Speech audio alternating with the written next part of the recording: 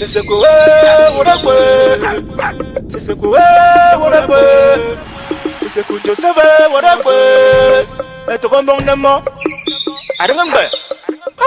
I remember you. Bombano. Then it's smart. Munaking Fanga. Usari Maribo. What's a seku, just a good boy. I remember. What's a seku, just a good boy. I remember. What's a seku, just a good boy. I remember. What's a seku, just a good boy. I remember. What's a seku, just a good boy. I remember. What's a seku, just a good boy. I remember. What's a seku, just a good boy. I remember. What's a seku, just a good boy. I remember. That concept, Grandago.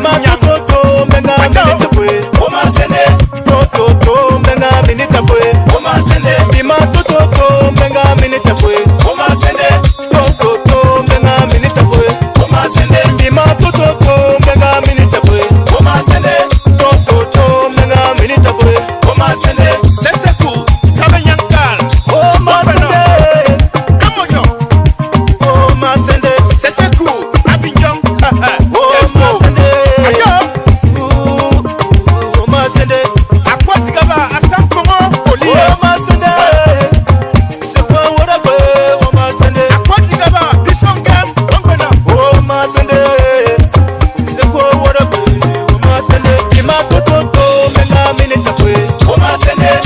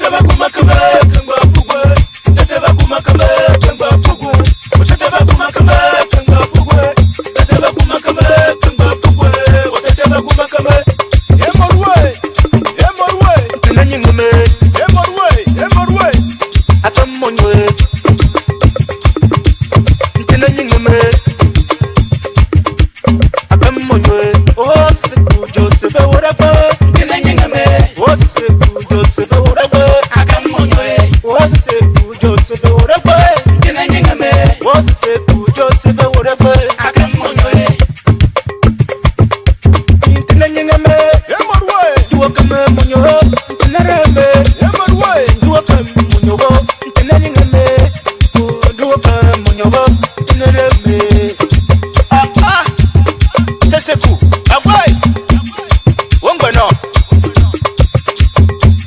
ntina nyingame oh ntina me ntina nyingame akamunyoe ntina nyingame bari bachasama bachasam ikine bagabari bachasama ikine bagabari bachasama ikine bagabari bachasama ikine bagabari bachasama ikine bagabari mfoma mwa ukao mfongbe oh ya ya mandoki oh mandoki erundu ya ya mandoki erundu ya ya mandoki erundu ya ya mandoki erundu ya ya mandoki erundu ya ya somebody bo agbo robot agbo ya ya mandoki somebody bo agbo ya ya mandoki erundu ya ya mandoki erundu ya ya mandoki erundu ya ya mandoki erundu ya ya mandoki erundu ya ya akwatikaba open flow bobby yuki ekandim monikim sese doctor ebotrago seseku machitako Suzanne Manyitaku Wangwano Ameno Dede Smart Monekige Venye Doctor Usare Maribo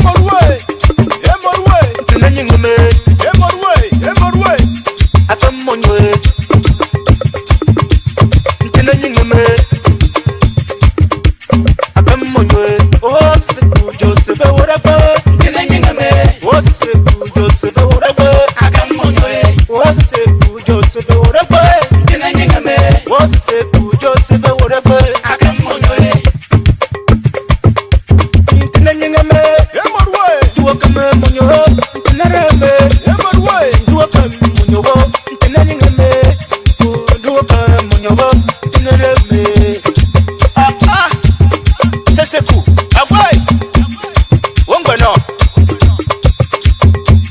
ntina nyingame oh ntina me ntina nyingame akamunyoe ntina nyingame akamunyoe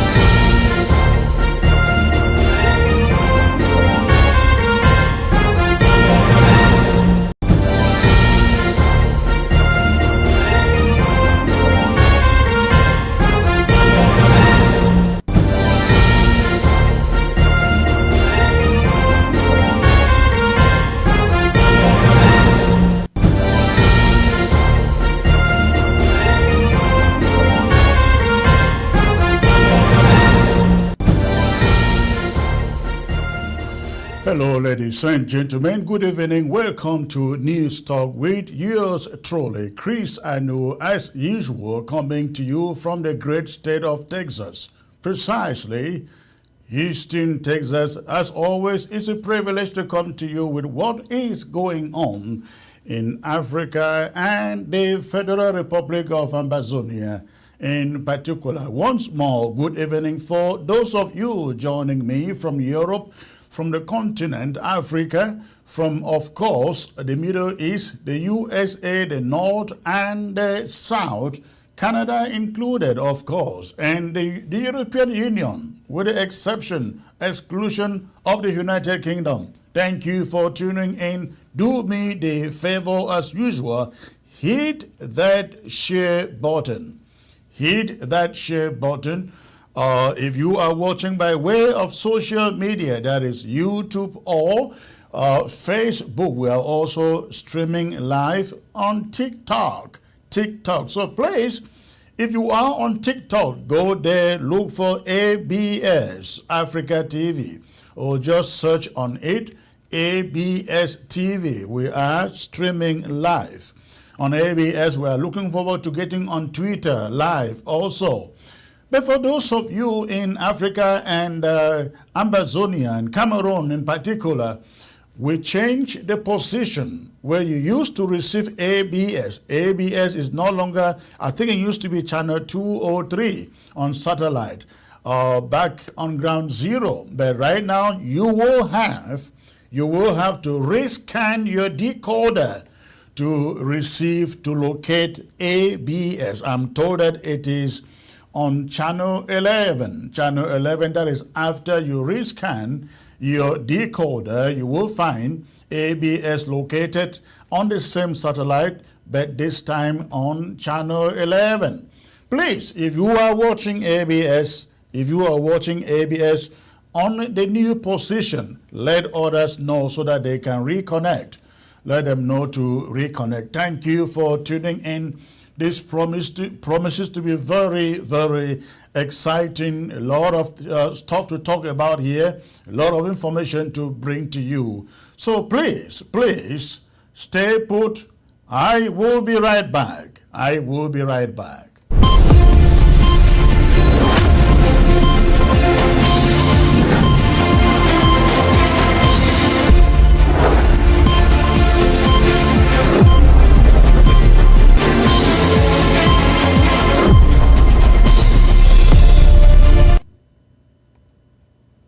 Thrive America, the flagship model, offers personalized coaching and assistance to newly arrived individuals into the country through a concierge service and one-stop resource on your phone.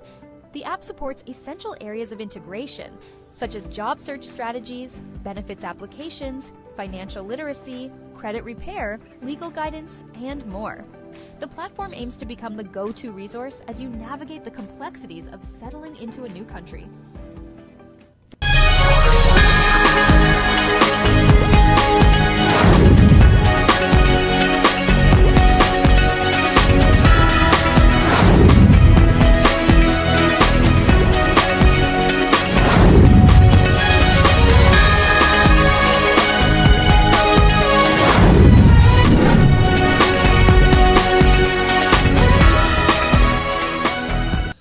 All right, thank you, ladies and gentlemen, once more for tuning in. This promises to be very, very exciting today. I got a lot of information to bring to you tonight. I will be taking you to Bamenda, let me say the northern zone as we call it, where the chiefs are beginning to realize only now that the so-called Grand National Dialogue did not give them anything new. They are beginning to complain. They have no say. They have no hand in what the Republic of Cameroon is doing with the so-called House of Chiefs. I'm going to be taking you there. Now, the big story of today has to do with the demonstration, the rally, the protest rally that we witnessed in the Victoria yesterday, where inhabitants of Bimbia rallied at the Colonial Divisional Office in the Victoria, demanding that the divisional officer answer some questions as per why Bimbia is being sold. The question is Bimbia actually being sold? I will answer it. And then I would also take you to Washington, D.C., where we Amazonians are rallying there on the Monday, January 20th, for the inauguration of the Liberator, Donald J. Trump. I expect to see every Ambazonian there. I will also be talking about 11th February lockdown. 11th February lockdown. People need to be reminded, they need to know what lies ahead as far as the so-called 11th February is concerned, so that you may begin to prepare yourself for a big lockdown of the entire Amazonia. And then, of course, I have also a very important information concerning those of you. I believe everybody, both in Amazonia and La République du Cameroon, uses what they call Momo, or mobile money. Mobile money. There is a warning I will be bringing to you before the end of this show. Your money in Momo or mobile account may no longer be safe. Again, your money in your mobile or Momo account may no longer be safe, and I will love Amazonia restoration fighters to take particular note of this. If you are in the habit of saving money, keeping money in your phone, very soon, we are told, somebody called me yesterday, passed this information to me to put it out there. La République is targeting every dime that is in a Momo account. But I'll be coming to that. So that is what I will be bringing to you today, ladies. I will be talking about today, ladies and gentlemen, I will also be joined by a panel here, as usual, to discuss these issues with me. So I'd like you to stay put. I will be right back. And when I come back, I start with my monologue for the day. Stay put.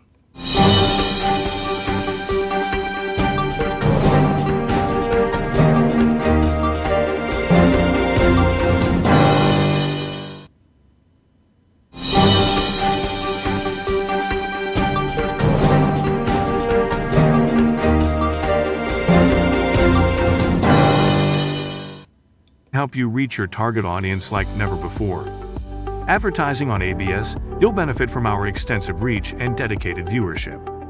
We offer special advertising packages during primetime slots and popular shows. You'll also be featured on our social media platforms, reaching an even wider audience. Don't miss out on this opportunity. Take your business to the next level. Contact our advertising team at absafricativ@gmail.com. ABS can help you reach your target audience like never before. Advertising on ABS, you'll benefit from our extensive reach and dedicated viewership. We offer special advertising packages during primetime slots and popular shows. You'll also be featured on our social media platforms, reaching an even wider audience. Don't miss out on this opportunity. Take your business to the next level.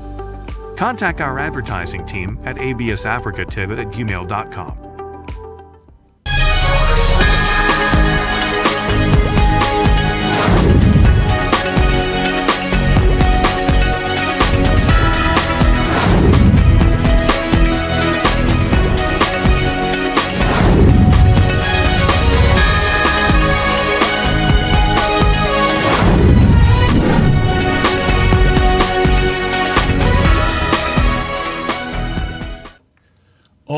Thank you once more for staying put in there, ladies and gentlemen. At this moment, I will be bringing you my monologue for the day, which has to do with the main story that I bring to you today, that has to do with the fracas in Victoria. They call it Bimbia.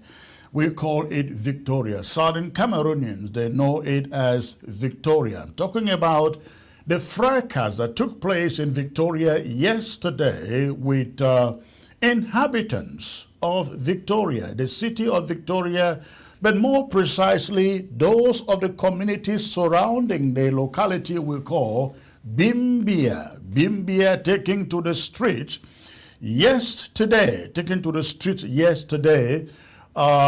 to demonstrate or protest against a possible sale of Bimbia, a possible sale of Bimbia to a developer. At least that is what the people believe is going to happen or has been planned to happen. And so yesterday they took to the streets after they learned the foundation stone for a development project in Bimbia was going to be laid that same yesterday.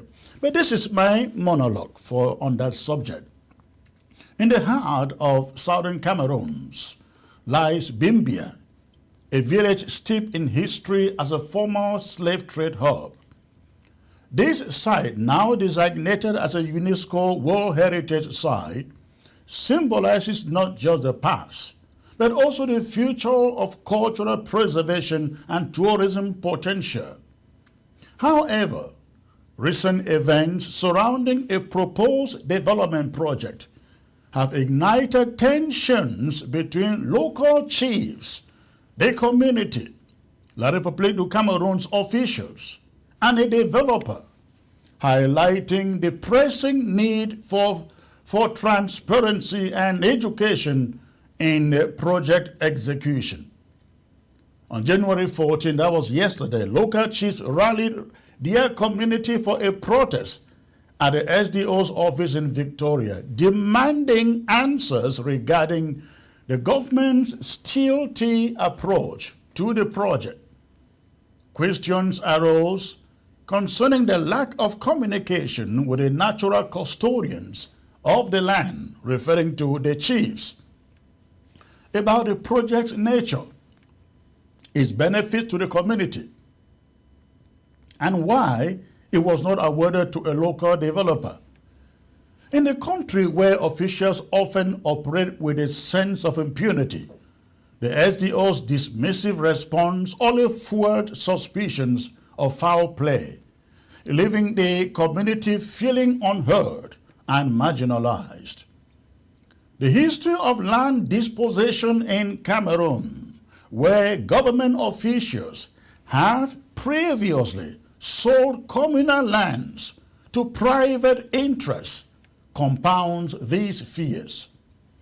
Bimbia's case is particularly sensitive due to its historical significance. The community's right to protest stems from a legitimate concern about what the government intends to do with their heritage. The villagers seek clarity on how the project aligns with the preservation of their land, how it will benefit them, and what role they will play in its development. The absence of satisfactory answers only deepens their distrust. Yet, as the situation unfolds, it becomes evident that the chiefs may be motivated by more than just a lack of information. Some community members express concern that the project is not being spearheaded by a local, that means a son of the soil. This sentiment reflects a broader frustration with perceived external control over local resources and heritage. Why it is essential for developers in community projects to involve local stakeholders. The fear that Bimbia will be sold or exploited for individual gain is misplaced, at least by what we know. The project is, in fact, a 10-year contractual agreement between La République du Cameroon government and developers, not an outright sale of the land per se. Moreover, the designation of Bimbia as a World Heritage Site ensures that the land cannot be sold or privately owned. Instead, it opens the door for sustainable tourism development, which could significantly benefit the local community. If executed thoughtfully, the project could create jobs, promote local culture, and attract visitors, all while preserving the site's historical integrity.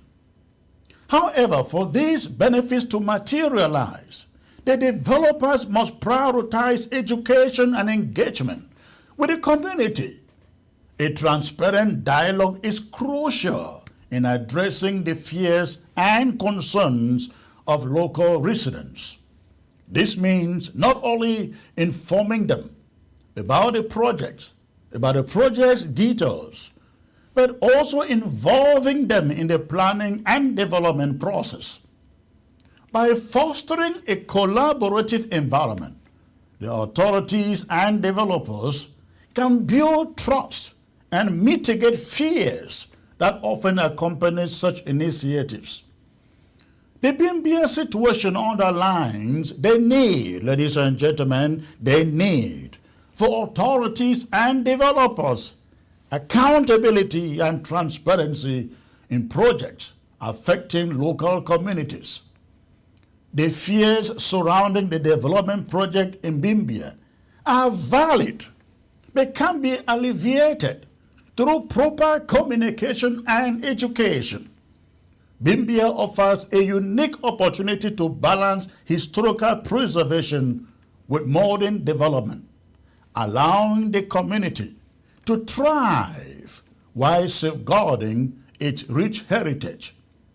If approached correctly, the project can serve as a model for future developments in Amazonia, demonstrating that local engagement and transparency can lead to mutual benefits for both the developers, the government, and the people it served. And that is my monologue, ladies and gentlemen, on this subject of Bimbia. Now I'm going to take you to Victoria to have you take a look at the protest that took place there yesterday. People objecting to what they believe is the sale of Bimbia to a private developer.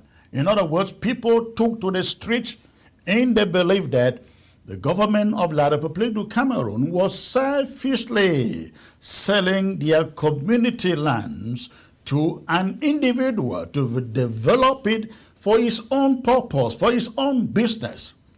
I can assure you, coming to you tonight, that is exactly not the case. I've been able to do some findings, make some phone calls, spoken to the developers, and I will be bringing you tonight what they told me. But this is what happened in Victoria yesterday. Take a look. Agree. No be for sale. No be for sale. No be for sale. No be for sale. No be for sale. No be for sale. No be for sale. No be for sale. We not agree. We not agree. No be for sale. No be for sale. No be police. No be police. No be police. No agree. No be police. No be police. No be police. No be police. No be police. No be police. We not agree. We not agree. No be for sale. No be for sale. All right, ladies and gentlemen, again, what you are looking at there is a protest that took place yesterday in front of the Colonial Divisional Officer in Victoria, where they call Limbe. Now, I guess right after that protest, the chiefs of Bimbia went out and granted a press conference complaining that this development project which is coming on in Bimbia has happened or is going to happen. In fact, again, yesterday was supposed to be the foundation laying or the cornerstone laying ceremony. And according to these chiefs, they were not informed, they have not been informed about what this project is all about, how the community is going to benefit. As the natural custodians of the lands, they were not consulted as to what the nature of this project is. So listen to Chief, is it Asompa? Also, I will get the name for you, but listen to that.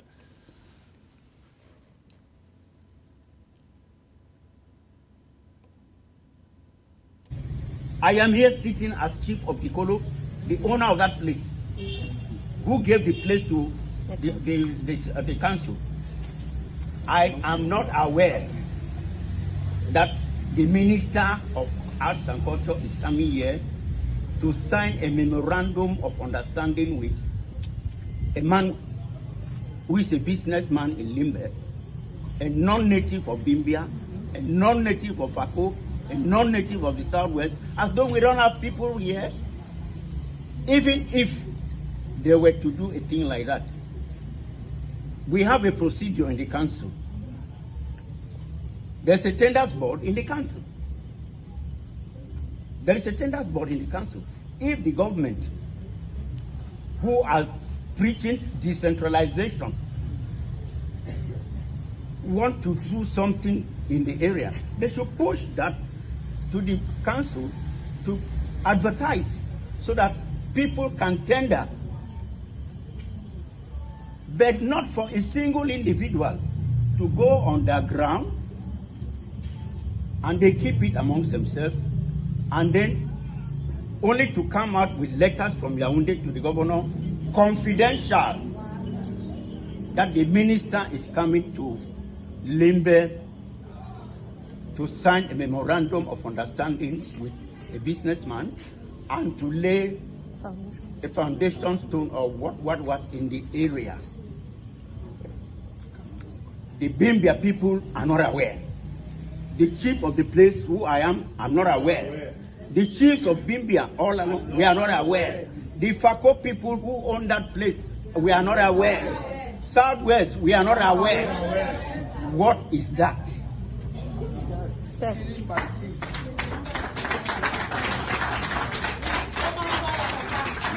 All right, again, you listening there to the chief of Bimbia, as you can tell from his own word. Now, he is saying that everything done about this piece of land was done confidentially. In fact, in his own words, secretly.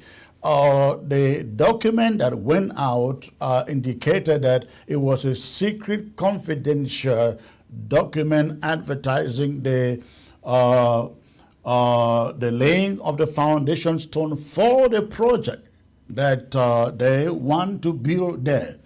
Now, one thing I should correct. I am coming to this story because I have dig deep into it.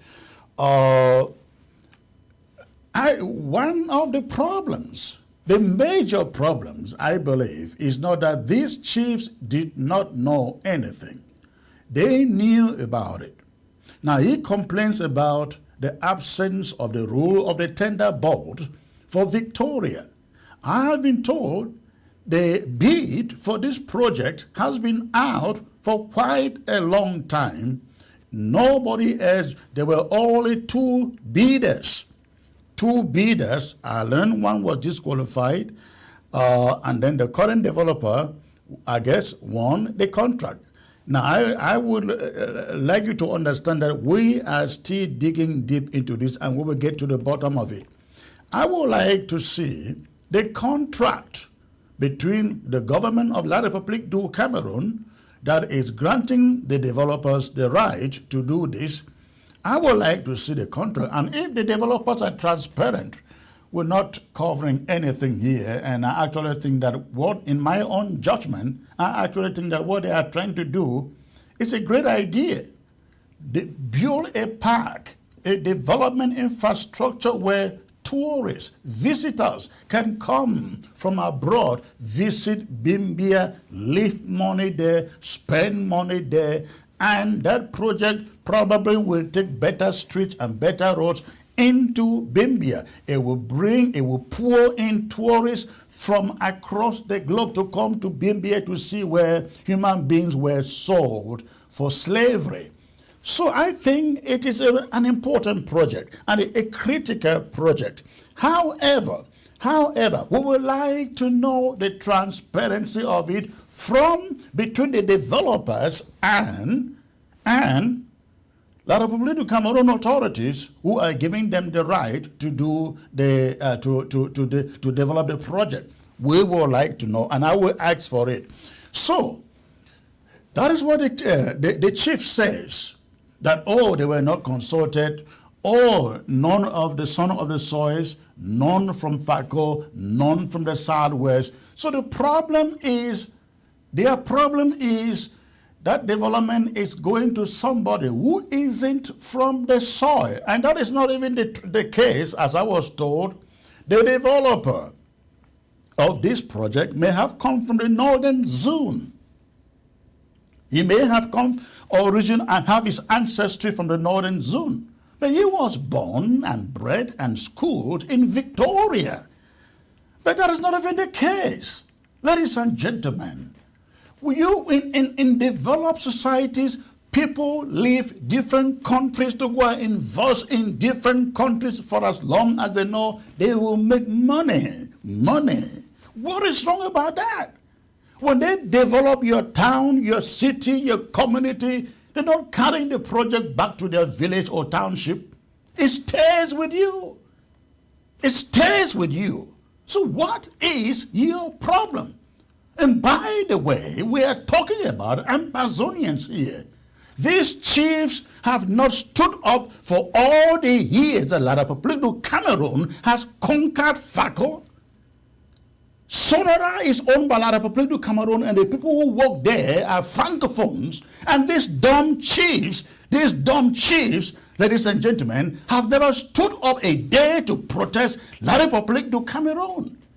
But now, a son of the soil, a legitimate son of the soil, a son of Amazonia, is bringing tourism, bringing development, bringing jobs into their community. And here they complain, they want you to believe, it's not a son of the soil, not from the Southwest, not from FACO. That is absolute nonsense, and we should start reasoning right. La République du Cameroon has been killing our people. I have not seen the people of Bimbia or FACO rally before the Colonial Divisional Officer's office to do what they did yesterday. Yeah.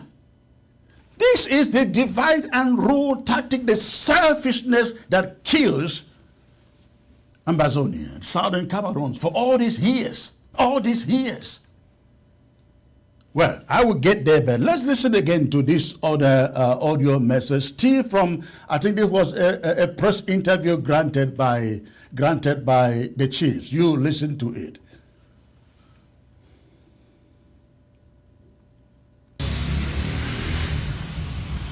What is happening in FACO has touched everybody.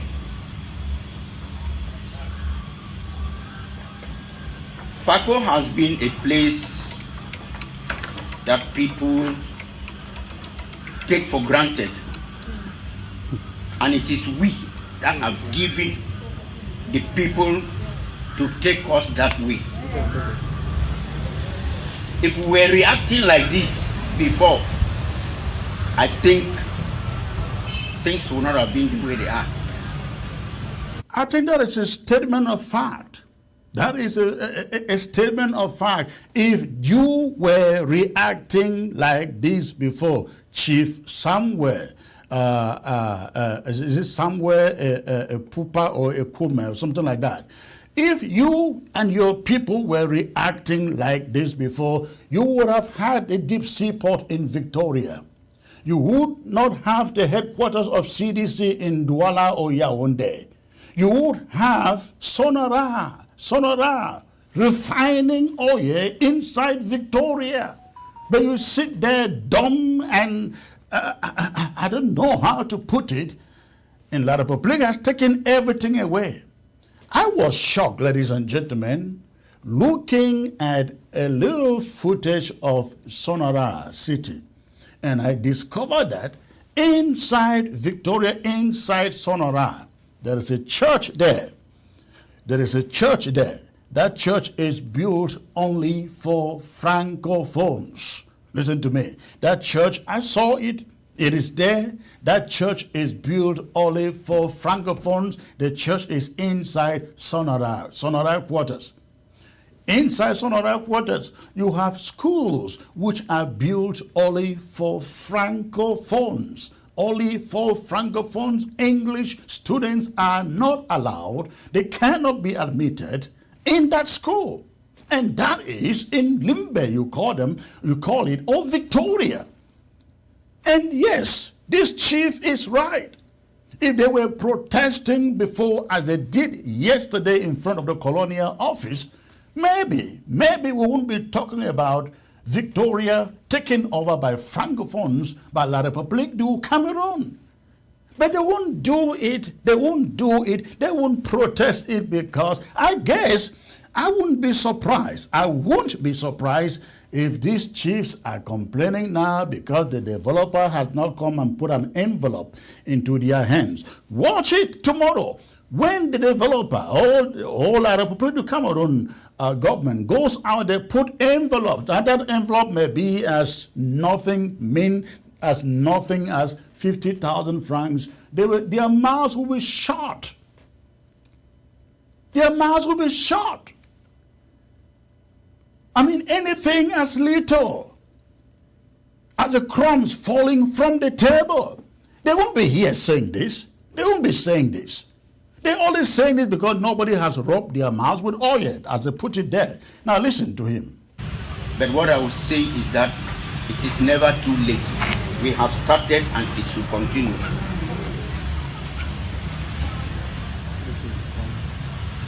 Why we are here, I think we all know. The seeding of Bimbia slave trade village, which is inside the Kolo village, Bimbia, to some other person from outside Bimbia, outside Fako, outside Southwest, to run as a private entity of his own for I hear for 50 years. This is a heritage of the Bimbia people. We got this message starting from Thursday when the bishops were here, and we were surprised, and some of us were saying, no, this cannot happen, no, this cannot happen.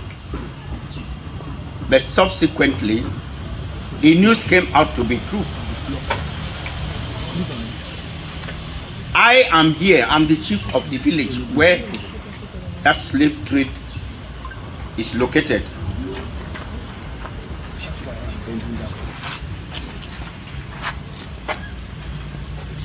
That place where you have the slave trade market was founded by the chiefs of Bimbia, who were slave dealers in those days during the slave trade era. My great-grandfather, Makunduma Unganya, called Dick Merchant, was one of the slave traders along this coast with the famous colleague of Bonabile, Belano Senge. All right, I will end that clip there. But what I would like everybody out there to understand is there is a lot of misinformation. There is lots of misinformation as far as this Bimbia heritage thing is concerned. Again, as I stated in my monologue, the Bimbia slave trade land is a UNESCO, it's a World Heritage Area, World Heritage Land designated by UNESCO, which means it cannot be sold to an individual. Yes, somebody can invest there, but invested to complement what already existed, not taking away, not subtracting anything from what the land is already intended for. And that is what it should be. If you watch the slave trade harbor, the slave trade harbor in Ghana, where slaves, the route slaves were used to be transported to the West. That place is a tourist hub. A tourist hub. I am sure not less than 1 million people visit that Ghana slave trade center on a yearly basis. And what do? They spend money. They give people jobs. The community, life in the community is improved. Why should that not happen in Bimbia or Victoria? Why should that not happen there? Why do we want to stand against that? Of course, I know the money, the taxes will go to La République du Cameroon, but the moment we have gained our independence, ladies and gentlemen, we will take it over and do better management. But for the moment, I stand with developing Bimbia to attract tourists and economic development in that community. It cannot hurt. It can only make that locality, that community better, make life better for the people who live there.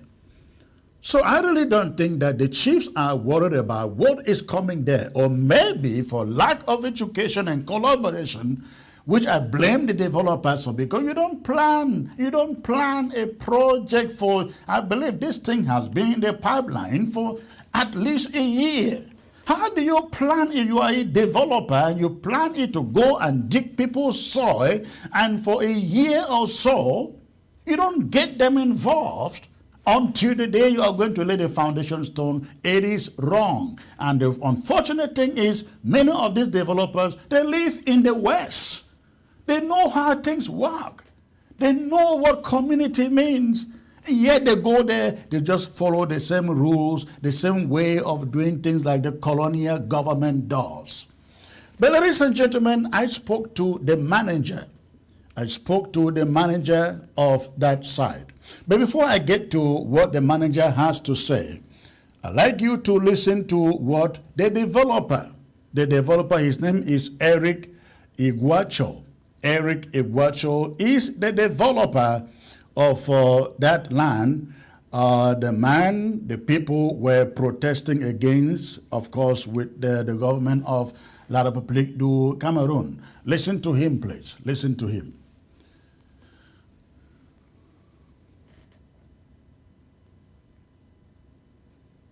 It's a billion francs project, many billions. I did not think about making profit while I'm alive.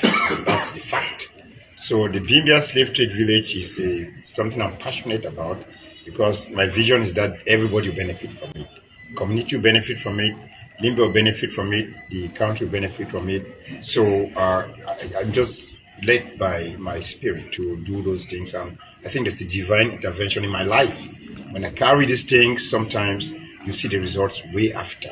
So Girga, the slave trade village project, is not for any economic benefit for myself. Of course, I would not like to, if it's possible to gain money out of it, fine. But my primary goal is a vision for the country, a vision for people of Bimbia, creating jobs, opportunities for the young people and all, men and women. Some say that you are involved in real estate business, and probably you wanted to acquire that land from the government, so as to, split it and do other business. Do you actually have any intention of tampering with the slave trade? No, of course no, and that's why I reiterated that it's a partnership. Answer is no. It's a partnership. You cannot, if you are a partner with somebody, the person cannot give it to you. The government is, throughout the lifetime of the project, a partner. There's no point in time that Girga Tor will have complete occupancy of the land without the government being present. So I don't know where that information is coming from. What transpires? Do you have any intention of quitting? quitting the project. Oh no! If you are passionate about something, you have ups and downs. And if I didn't have some balls, I would not build this structure that we're sitting on. Because when it started, people were making all kinds of noise, but I was steadfast, and like I said, it's inspirational to me.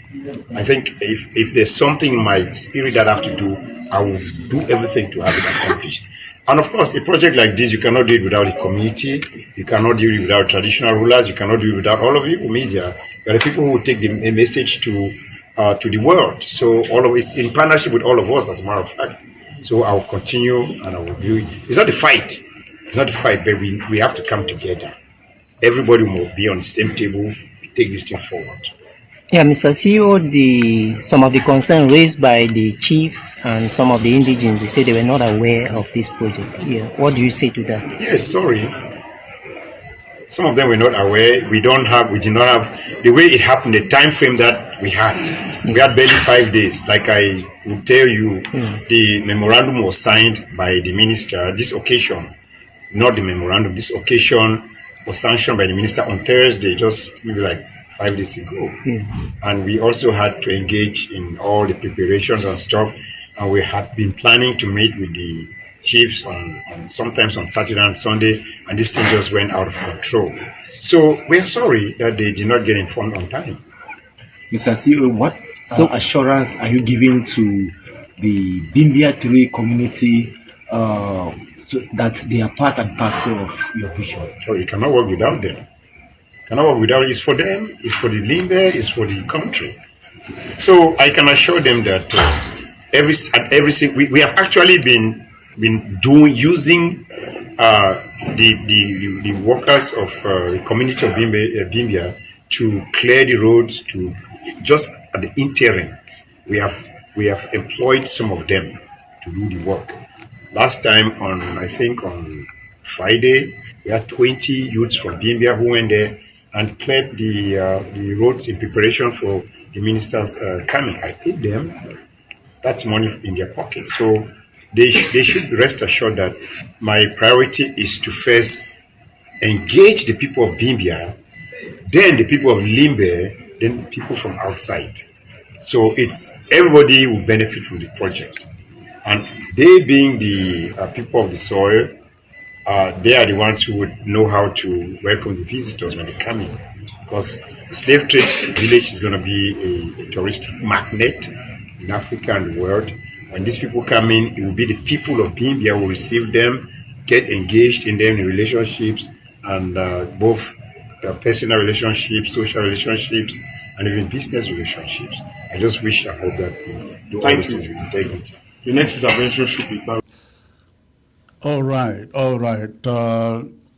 That was Eric Iguacho, who is the developer of this Bimbia village project that we're talking about. Now, I don't understand when he says, we just talked to the minister and this thing just happened so suddenly that, how sudden that you have been planning this and you were on the verge of laying the foundation stone and the people of the community were not aware.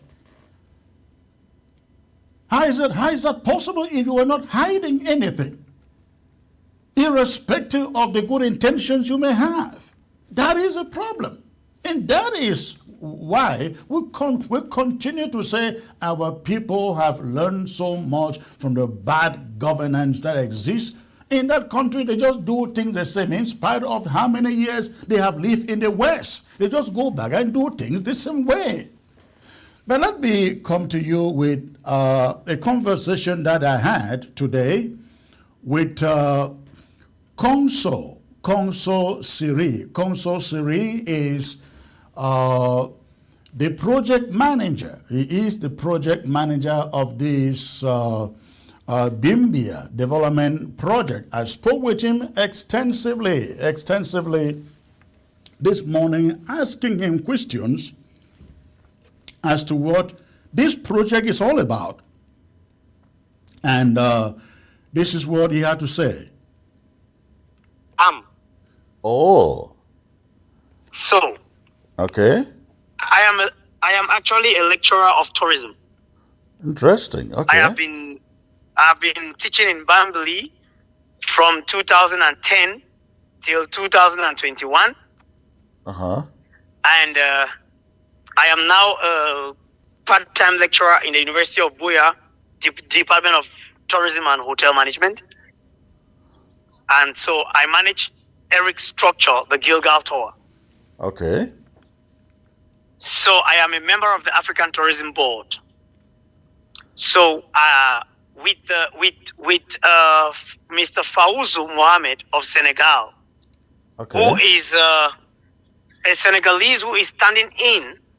He is currently standing in as one of the candidates for the UN Tourism Secretary General. Okay. So we wanted to build a network to create a route of the slave trade as it used to be in the past. Okay. So when we presented this project at the African Tourism Board, Mr. Fawzul was representing Senegal. Mr. Junisia was representing Sierra Leone.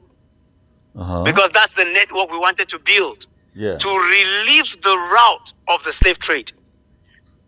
Okay. So sometime last year, Dr. Omar, the Pan-Africanist in the US. Yeah, I know him. He's my friend. Yeah. So he was with us. He visited Gilgal Tower. He was with us. And we took him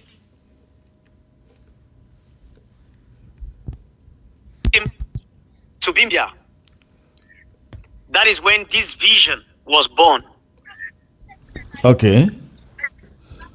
So it was all about being American.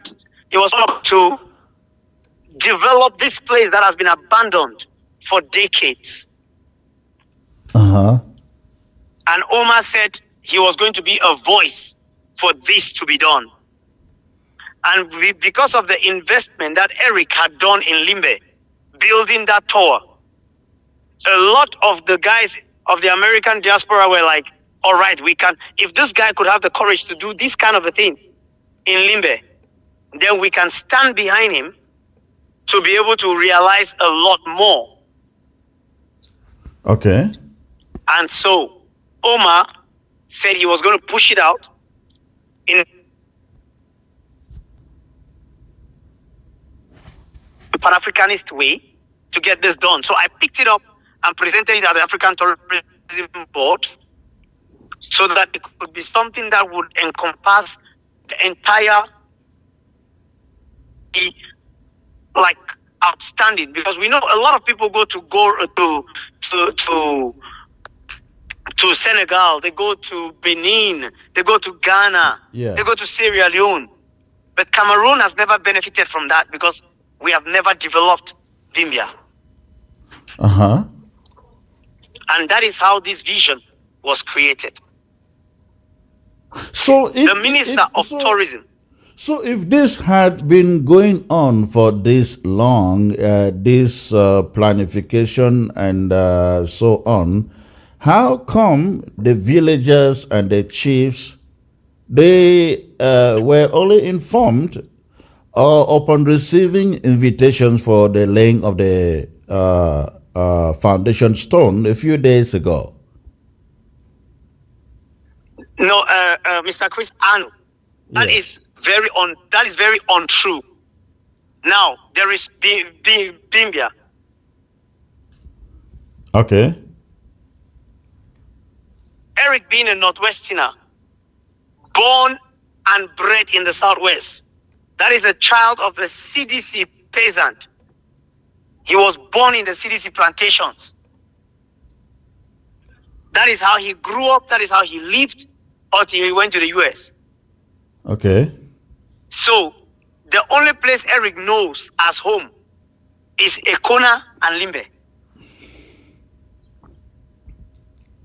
Okay. So we started all of this, and I am an expert in tourism.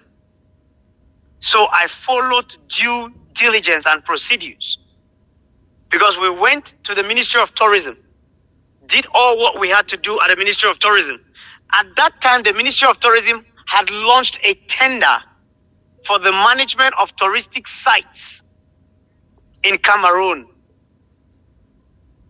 So, people tendered.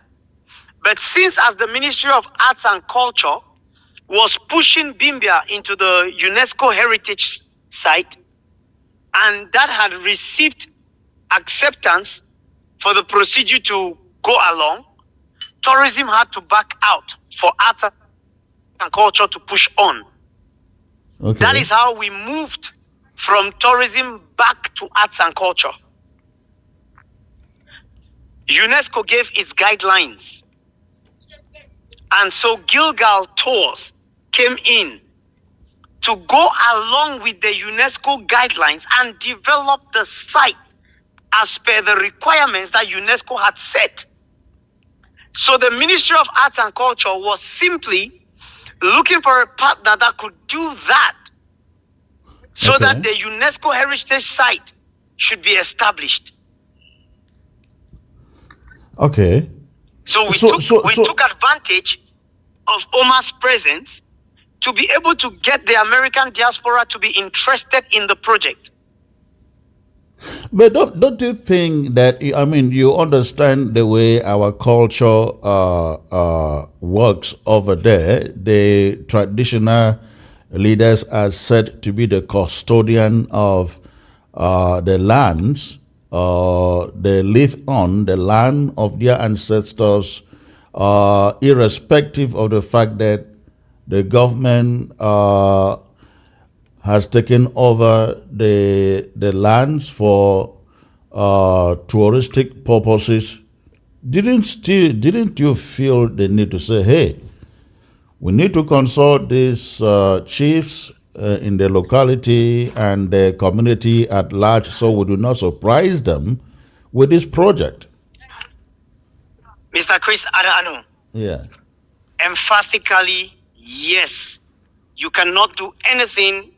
I told you I am a tourism expert. So you can do nothing without community involvement. Now, if you follow what has happened or what has been going on, you will discover that there is a political inclination to this. It is not the people of Bimbia that said no. No. If you follow, you will discover that it is not the people of Bimbia. There are some two individuals because they have their personal problems with Eric Iguacho. But the people who were demonstrating yesterday, are they not Bimbians? All right, so this is what I want to tell you now. There is a lot of a political impasse in this area. And there are lots of things that are happening in this area that, well, I don't know if these are things which are right to be said. But one truth is this. There are some people who have vehemently decided that they will not tolerate development, even if it's coming from, in as much as it's coming from someone they consider a foreigner. Now, why am I saying this? This problem is not about the slave trade village and its development, because it is not Eric Iguacho that is doing it. It is a group of people of the American diaspora harnessed under Gilgal Tours, headed by Eric Iguacho. Now, there is a problem because there are some people who don't like him as an individual because of the investments he started doing in Gilgal, in Bimbia. So, and if you saw some of the memos, it was outrightly written. Why is it not given to a native? Why is this? So you will understand exactly that it was not about the development of that site. It was about why is it not a Bakwarian that is involved in it? But the fact still remains, though, that the chiefs coming out protesting, granting interviews, said they were not consulted. Let me correct this. It was just a chief. Bimbia is made up of 3 chiefdoms. It was just one of them that did that. The other two were not there because they were in accordance with it. So tell me, what is going to be the nature of this Bimbia project? Well, there is a committee that has been put in place, and the community has been given strategic roles to get involved in it. So the way forward has the community fully involved. Yes, what is the nature of this project? At the end of the day, how is Bimbia going to look like? How is it, It was all about conserving the site, building facilities that will accommodate tourists, make the site to be receptible to tourists, and identify the roots of those who left from there to get back and see exactly where they came from and how they can be able to make that place better. Okay. And now I understand the contract is given to you guys for 50 years. What happened after that? That is an express lie and social media propaganda. Okay. So the government, the agreement was that the Ministry of Arts and Culture will work with Gilgal to develop this site for a period of 10 years. I don't know where people are coming up with 50.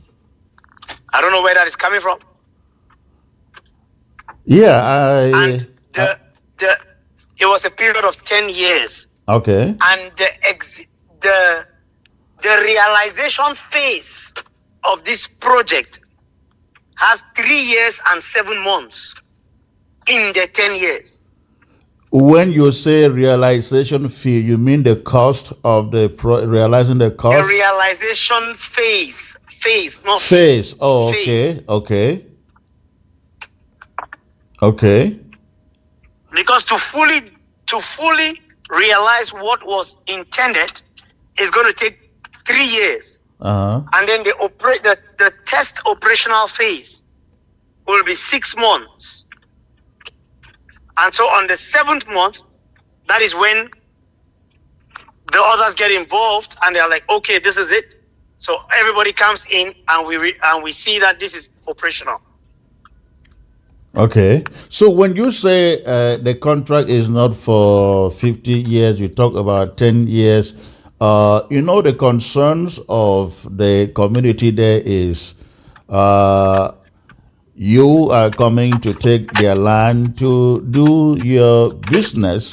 And so the question is, if you say this is going to take happen for 10 years, does it mean after 10 years you are handing it to somebody or what? Well, the whole essence of it is it's a kind of a developmental project. So when this is realized, now there are 2 things you need to put in place here. The first one is the government is looking for a partner to bring in the finances. Okay. Secondly, the government will want this place to be a fully recognized UNESCO heritage site. It needs money for that to be realized. The government does not and is not willing to put the money. Okay. Thirdly, this same site had been put on public tender like all other sites. The Twin Lakes and their resorts, Lake Ejagam and its resort, and so many other facilities were put on tender for Cameroonians to come in and manage them. And this is something which is done every year if nobody turns up. Mm-hmm. So the Bimbia slave trade site, if you go through the archives, you will discover that last year, the Minister of Tourism put the Bimbia slave trade site on tender, calling on Cameroonians of goodwill who are willing to manage that site to make applications. Okay. So what puzzles me is the fact that this was placed on tender, put in the Cameroon Tribune, announced like there was public announcement of it. So what stopped people from going in to tender for it? Okay. The Bakwarians could gather themselves and say, okay, let's take this site and manage. And that would be easy. But it was placed on tender. Okay. And there was only one other person that tendered, but the technical documents of the person were not suitable. Okay. Right. So what happens after 10 years? Well, that is supposed to be the discretion of the ministry, not us. All right, ladies and gentlemen. You are listening there to Kongso Siri. Kongso Siri, he is the manager of Giga Tower Hotel in Victoria, and he is also the manager of this development project that we are talking about in Bimbia, and he was trying to give me the facts as he knows them concerning that project. What we are left to see is the agreement governing the developers, Bimbia, and La République du Cameroon government that is giving them the right to carry out the development. We need to see the contract, because the main concern of the people is that their land is being ceded to individuals, to an individual for investment purposes. Again, my understanding is, if it is true that the United Nations Educational and Scientific Board has designated that piece of land as a heritage center, as a heritage land, it cannot be sold. Nobody can own it. An individual cannot own it. Can it be developed to attract people, tourists? Of course, yes. Who has to do that? The government can contract with individuals, investors, to do so. So I think this is one thing that many people out there are not getting. But I'd like to bring in my guest for tonight. Mola Lissinger Alex is joining me from London. Mola, if you can centralize yourself and bend your camera slightly, please. I appreciate that. All right. Thank you. You are still not yet centralized. Okay, I go this way. Is it okay? No, the other way. This way, is it okay? Just move yourself. You don't need to move the camera. No. Okay. Yeah, okay. Now, lift your camera a bit because it's cutting your head. Oh, okay. No, the other way. All right. Oh, the light is messing you up. If you want to change your position while I bring in the Honorable Chris Ajua. Okay? Honorable Chris, if you can centralize yourself too, that would be great, please. Is it okay now, please?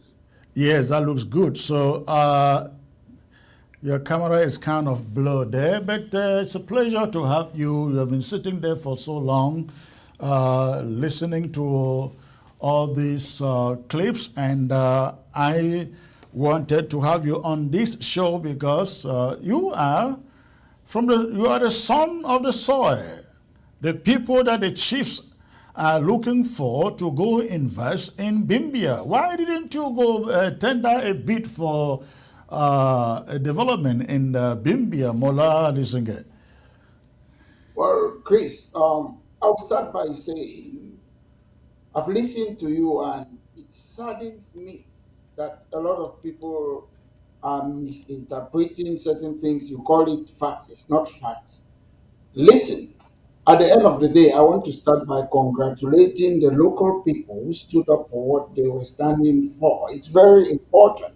And at the end of the day, I don't know if I can diagnose a lot of things what those people they were saying.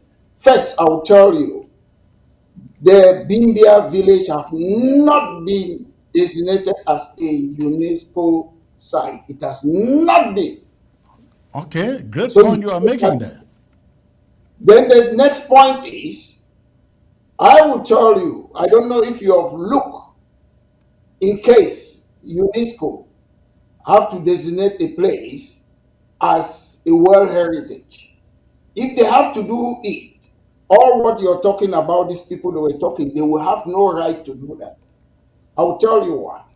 Because Okay. once as they designate the place as a World Heritage Site, it becomes a place for the entire world, irrespective of your territory or your location. You have places Yes. like the pyramid in Egypt.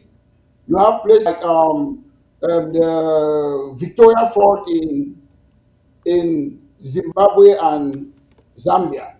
So they wanted to construct a road near the pyramid, a highway. It was stopped by UNESCO. They wanted to construct a dam above Zimbabwe and Zambia, the waterfall. It was stopped. So if UNESCO take that side, whatever you've been talking about, it won't happen. Because why? Once as UNESCO recognize that place, about the characteristic, the authenticity, the uniqueness about the site, they have to protect the exceptional heritage. It will already attract tourists. You won't need money from those guys who are talking about or the government because they will provide that fund. It will become automatically an international tourist hotspot. It will bring potential investment. All the things you have listed, UNESCO will do that, so you don't need those people. At the end of the day, Chris, you talk about that this guy was born here, this person was born here. Chris, I know where you come from. The Yeah. people in Bimbia, the people, the Bakwarians, they have a culture. If there are any people on this planet Earth that they disrespect them, are the Bakwarians because they are very open. We had a mayor in Tico, he was a Bali man, where my mom hail from. We had Paul Bameleke, the Bakwarians, they don't discriminate. So if we sit on your platform, people say because this guy was born in Ekona, I live in Southwest London. You cannot come and do anything in Southwest London without consulting the local people. Even the law says if you want to develop in this area, the local people must have this percentage in London. I'm not talking about Africa where we are more even traditional. So I've listened to what you're saying. Most of the things they are saying, Chris, I understand what you've been talking for years. These people went to meet the government or the prime minister of La République du Cameroon. They met Bipunkwa, culture secretary from La République du Cameroon. And he is thanking, we thank the head of state. When you hear any person say, we thank the head of state for giving this contract, I put you in that bracket, a scammer. What looks like a deck, swings like a deck, quacks like a deck, it's a deck. It's not about whether you're who or whatsoever. To me, what they are missing, the most important part is what? The victims. This is Bimbia, a slave village. It's a memorial site. When you want to deal with it, it's not about profit, it's about commemorating the victims. It's not about, oh, we want to invest. It's about commemorating reflection. This should never happen again in our society. That's why you have the Holocaust Memorial. I never heard all along they were talking about invest to create jobs. No, it's about commemorating the victims, the people who were forced immigration. They were not talking about those things. If these guys they really want to invest, we have Atlantic Ocean there. They should go and I mean the deep sea port. They should go and invest in the deep sea port if genuinely they want to. Chris, I know one of your phone in London is my friend. I know you people are very cultural. I know people where this guy originally the parents come from, Mr. Was it from Momode? you will never do what they were trying to do in Momo or Chris, where you come from, or where my mom come from Bali, or in Banso, or other parts of the Cameroon, or in the north, or what. Sometimes we should not be treating the people of Fako as if they are a fly upon a pile of sheep. It's not about any person. If there's any place I've lived in my life where we welcome everybody, it's in Fako. A Baliman can be a mayor in Fako. A Bamileke man can be a councillor in Fako. A Lebiale man can be there. Even a man from Mr. Biafra Bulu can be a mayor or councillor in Fako. So it's not about where this guy come from. It's about the way you went to Yaoundé. A minister, Mr. Chris, will never leave Yaoundé without you putting money in his pocket to go and put a foundation stone. I'm the one telling you. This, I know how it works in La Republique. Before they gave them the whatever they gave them, a minister, you must put an envelope. And if I'm lying, this guy should come and tell me that he has not given before what good money in his hand. They will not displace themselves. It is a way of doing things. And again, Chris, without anything to shadow or to gain any favor, this contract, supposed contract, or whatever memorandum, have been signed by La Republique.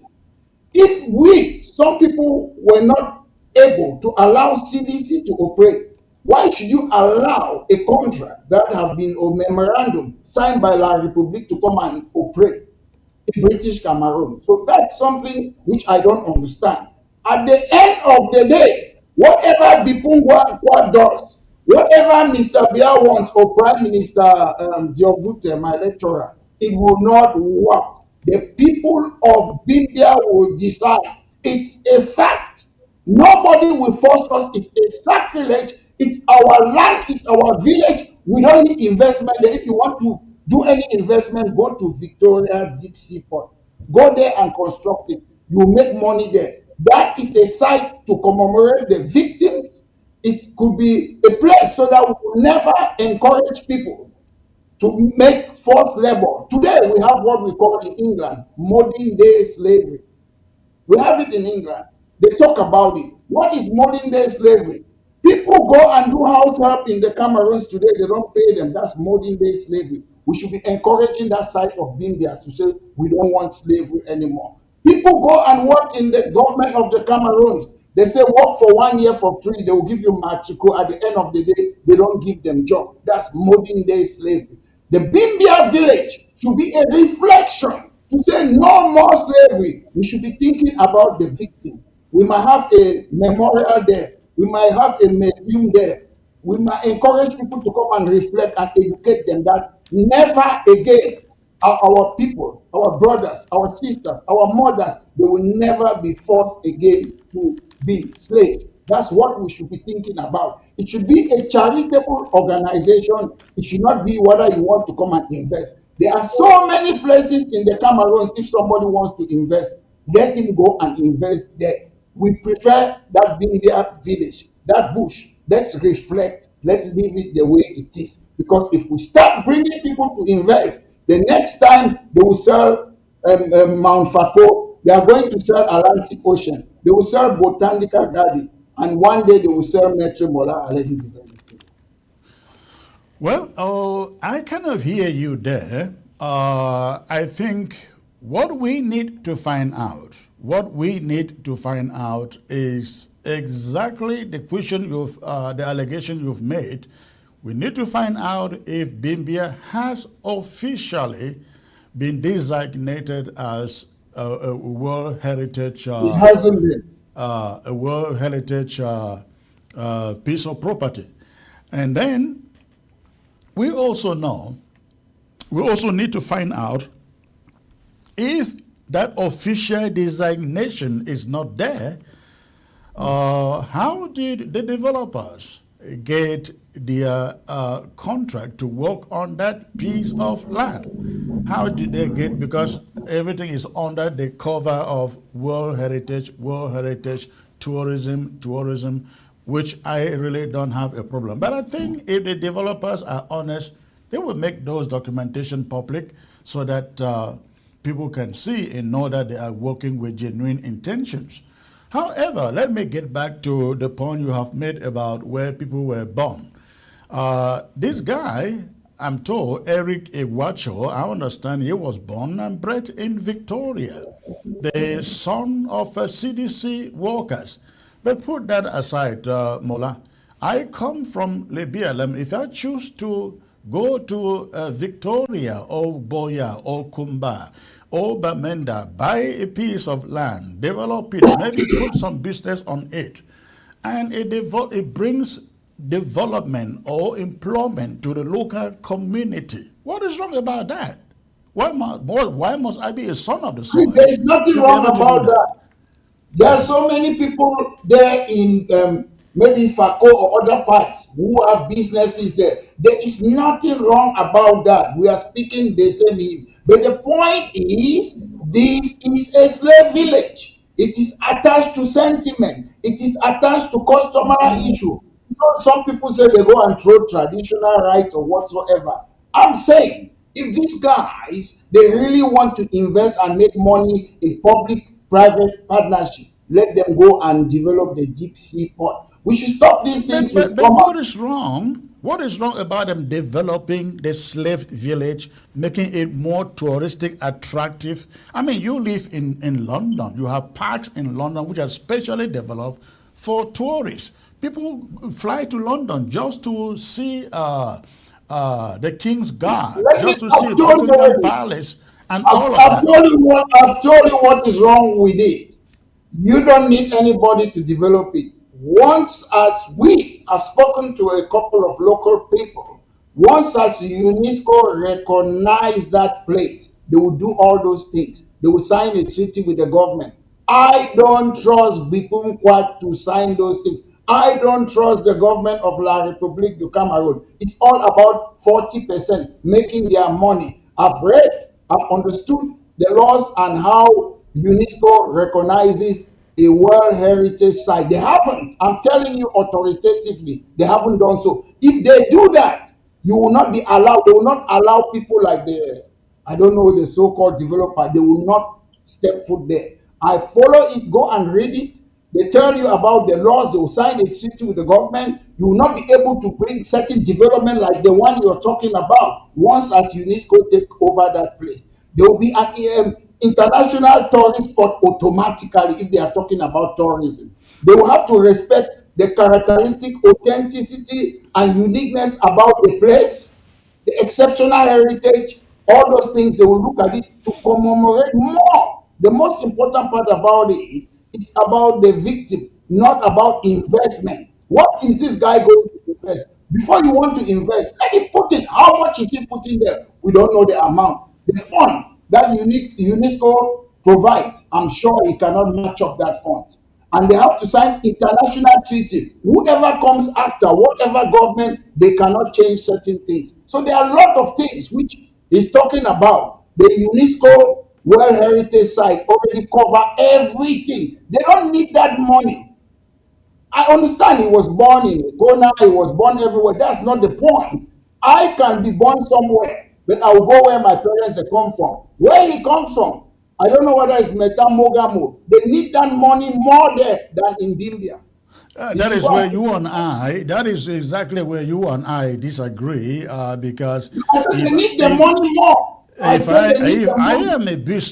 I am a businessman, I want to invest where I know I will I will get Chris, you profit, don't right? invest on that type of place. You invest on deep sea port in Victoria. You don't invest on a site that they want to recognize as World Heritage Site. It's different. Come on. You know how much it would take to invest in the deep sea port in Victoria. You know that, right? That is not money an individual or few people can afford. I can do it. Please, if the government of the Cameroons, they give me to deal with the deep sea port, I can do it alone. All I need to do is to look for business angel in London. I will do it on my own with business angel. Why not try it then? Why not call to You come? cannot try it because the government of La République du Cameroon doesn't want our place to be developed. They know that once the UNESCO they come into that place, it will become what? Belong to the people of the world. So they will not be able to do this, their whatever type of things they do. Once as UNESCO, they recognize it as World Heritage Site, it will belong to the people of the world,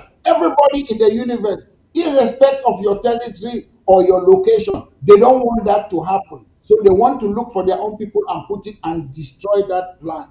That is what they are doing. All right, let me bring in the Honorable Chris Ajua into this conversation and get his take. Honorable, if you can adjust yourself into the middle of your camera, please. Yes, right there. All right, so I would like to get your take. You have listened to my background information. You listened to Alex Lisenga. Give us your take on what you make of all of this. On Comrade Chris and our brother barrister Alex Lisinge, thank you for for being on the show. I would like to greet all Amazonians, especially our freedom fighters on the ground, and all our listeners or watchers around the world. This topic is a very, very deep topic. It involves a lot of facets. There are what you would call undertones regarding this topic that we haven't even touched. I don't know whether any people out there would even want to start by even asking the question, how do we get to the point where somebody would even ask a question about this person comes from X, Y, or Z division or region in order to come and invest? Republic of Cameroon has been playing this game of divide and rule. The place is located in Bimbia, which can call what we used to call Victoria Division in the days of the British, and it is on southern Cameroon's territory. Has anybody asked the question, how come is the French Cameroon, how come is French Cameroon being the person that is working with UNESCO in order to develop a World Heritage Site in the southern Cameroons? Has anybody asked that question? That's a good point. Has anybody really asked that question? Has the United Nations been able to determine the owners of that land? I'm talking about Bimbia in Victoria Division, what we used to call Victoria Division. Has anybody gone into that? Nobody is touching that. Even with a 100-kilometer pole, nobody wants to touch that topic. Even the United Nations itself, the so-called UNESCO, why don't they first of all ask themselves certain basic questions about what is happening on the ground, and try to solve the problem that is happening on the ground, so that issues like this will not even exist. There used to be a time in the southern Cameroons. You go to Chico, you had people like Paul Bamileke. That was what he was called, a businessman. You had people like Che. You had Nanga. You had Atabang of the Atabang Enterprises. All those major companies, people coming from all over our country, southern Cameroons, now known as Amazonia. They were coming there to do all kind of investment. These issues did not exist. But with French Cameroon neo-colonization and French Cameroon annexation, all these problems are happening. Let me mention. Let me just go back a little bit along the coast. If you are moving from west to east, starting from the Sonora areas and coming towards Bota, you come and go past the beach, the main beach area where you have the natural seaport. Okay, the natural seaport is right there. It's in Victoria Division. I will use the old name, Victoria Division. That's how we used to call it during the time of the British. And then you continue maybe another 4 miles or a little bit less, you get to Bimbia and Manuel Bay, which was the British the British naval base during the Second World War at Manoa Bay. Now Bia and his terrorist people have turned Manoa Bay into their training ground to kill Amazonians. To me, those are the topics that are more important to me than what we are talking about. We should go back and talk about what France and French Cameroon have done to the Southern Cameroon, so that these issues that we are talking about have arisen. Earlier, you talk about churches in Sonora that only francophones attend. Schools within Sonora that only francophones attend. How in the world did we get to that? How did we get to that? And then of course, as we are seeing what is happening here, the game of divide and conquer is also happening. Somebody has to come from Bamenda. I'm not saying that somebody from Bamenda has any problem coming to invest in Victoria Division. No, they can invest, but who should give them the permit? Who should give them the permit and the right to do that investment if it is really an investment? Who can give them the permit to develop that heritage, the UNESCO Heritage Center? UNESCO is an agency of the United Nations. Have they asked themselves that question? Who should be giving the permit? The right people that are supposed to be giving the permit are the Southern Cameroonians who are supposed to give the permit. I'm talking Southern Cameroons, Amazonia. They are the people to be giving those permits. When things used to work before this annexation, we didn't have problems like this. These are the kind of things I personally would like to talk about. And for me, whether you come from China or Russia or the United States or some country in Europe and you want to come and invest there, they should go through the rightful people who own the land. And the people that own the land, they are Amazonians and they are Southern Cameroonians. That's my take on all this, what is happening. Thank you. Well, thank you. That is also very well articulated. I guess the question remains, and that question remains to be answered by the developers, Eric and his partners. Maybe they should be able to provide us. I like the point that Alex Lissinger makes. I would love to see the evidence that Bimbia is a World Heritage center or land. I would really love to see it if the developers want us to believe they are doing this for the interests of the community, not just to make money. Because if it is designated as a World Heritage land, then there are certain guidelines they would have to follow in whatever they are doing in that community, in that place. But there is a second question. The second issue which people ask: should people be investing or be building under war, during war? I mean, gigantic projects as the one we are talking about, because I think they are talking about millions here. That is just to say, oh, nothing is going on, we can go ahead and do anything. And Honorable Chris Ajua, you raise a very critical question there. Who owns the land? Who should give these guys the certificate to do what they dream of doing? Who should give them? Is it Ambazonia or La République du Cameroon or the United Nations? That question is still hanging out there. But again, the question of the certificate, we need to see it. We need to see that the United Nations has actually designated that piece of land as a World Heritage Center. And this is a challenge. This is a challenge to you, the developers out there. I hope that you can get back to me, maybe with whatever certifications or certificates that you have. But again, let's attempt this answer. Should this project, assuming that that is a World Heritage Center, should that project be going on now at this moment where war is going on in the country?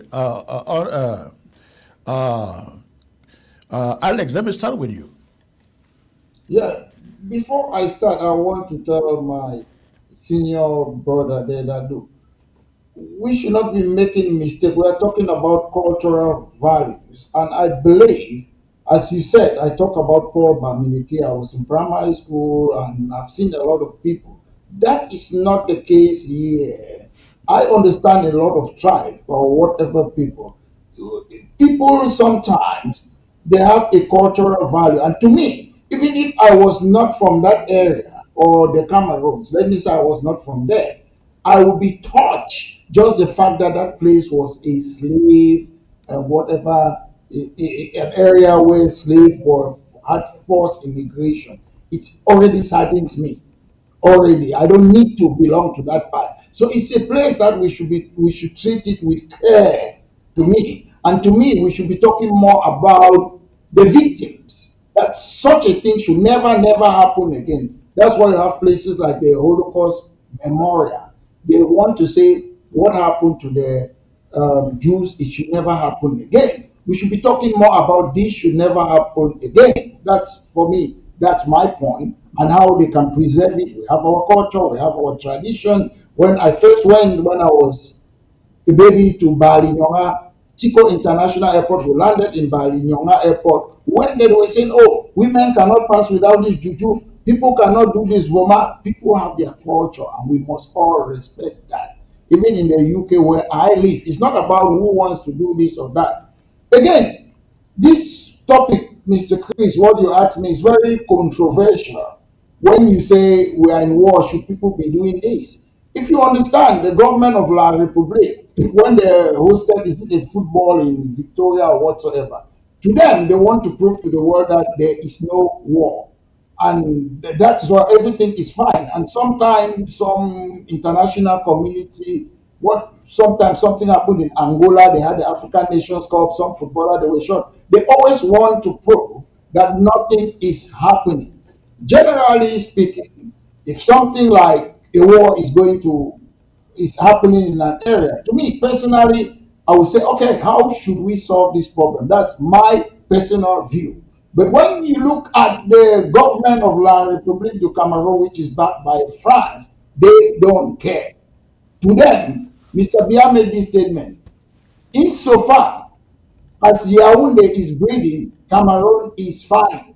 So if those of you who study and understand Mr. Biya, anything can happen in other parts of the Cameroons, they don't care, insofar as Yaoundé is okay.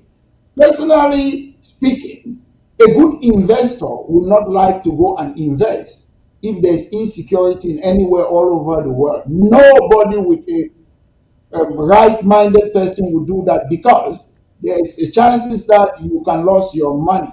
So that's why I look at the project. To me, it's a little bit dodgy. That's my opinion. When somebody should come and tell me that, oh, I saw the prime minister, it was okay. Bipungwa is a wonderful man, wonderful man. I'm sure Bipungwa was arrested and locked up. I don't know, in quotes, about fraud. And somebody who wants to invest is saying that he's a good man. Is Mr. Biya who asks that Bipungwa should be released because Bipungwa is an uncle, as I understand, of, is it Chantal Biya? So this guy is saying that he's a good man. So if you come and praise somebody that I know the person is not good, I judge you on what you say. I don't know him personally, but Bipungwa, when I look at the man who he is, he's not that good person. The next thing again is saying that, oh, Prime Minister Diongute have blessed the project. Then the next minute he said, we thank the head of state. That is the hymn of corrupt people. When I see any person, you say, you thank the head of state. Mr. Biya that they don't know. Mr. Biya that they don't see. You come and sit, you thank the head of state. Do you know Mr. Biya? Have you seen Mr. Biya? I hate these people. They know it's a game. When you see anybody who say we thank the head of state, eat with that person with a pinch of salt. I hear you, and I think you're quite on point there. Chris, Ajwa out there, if talking about whether construction should even take place during this time of war, shouldn't we be the ones to send a note to these developers? Hey, you are not allowed to carry out any development, any construction in this land at this particular time, irrespective of whether the land is a World Heritage land Are we not the one? Because you don't expect La Republic to do that. La Republic is the one giving them the certificates to go ahead and do that, right? I will come to that question, a question about development in a moment. But first, our brother Alex Lisinge mentioned a very important point about talking about slavery. Slavery was a horrendous, these were horrendous activities that affected the human race for hundreds of years.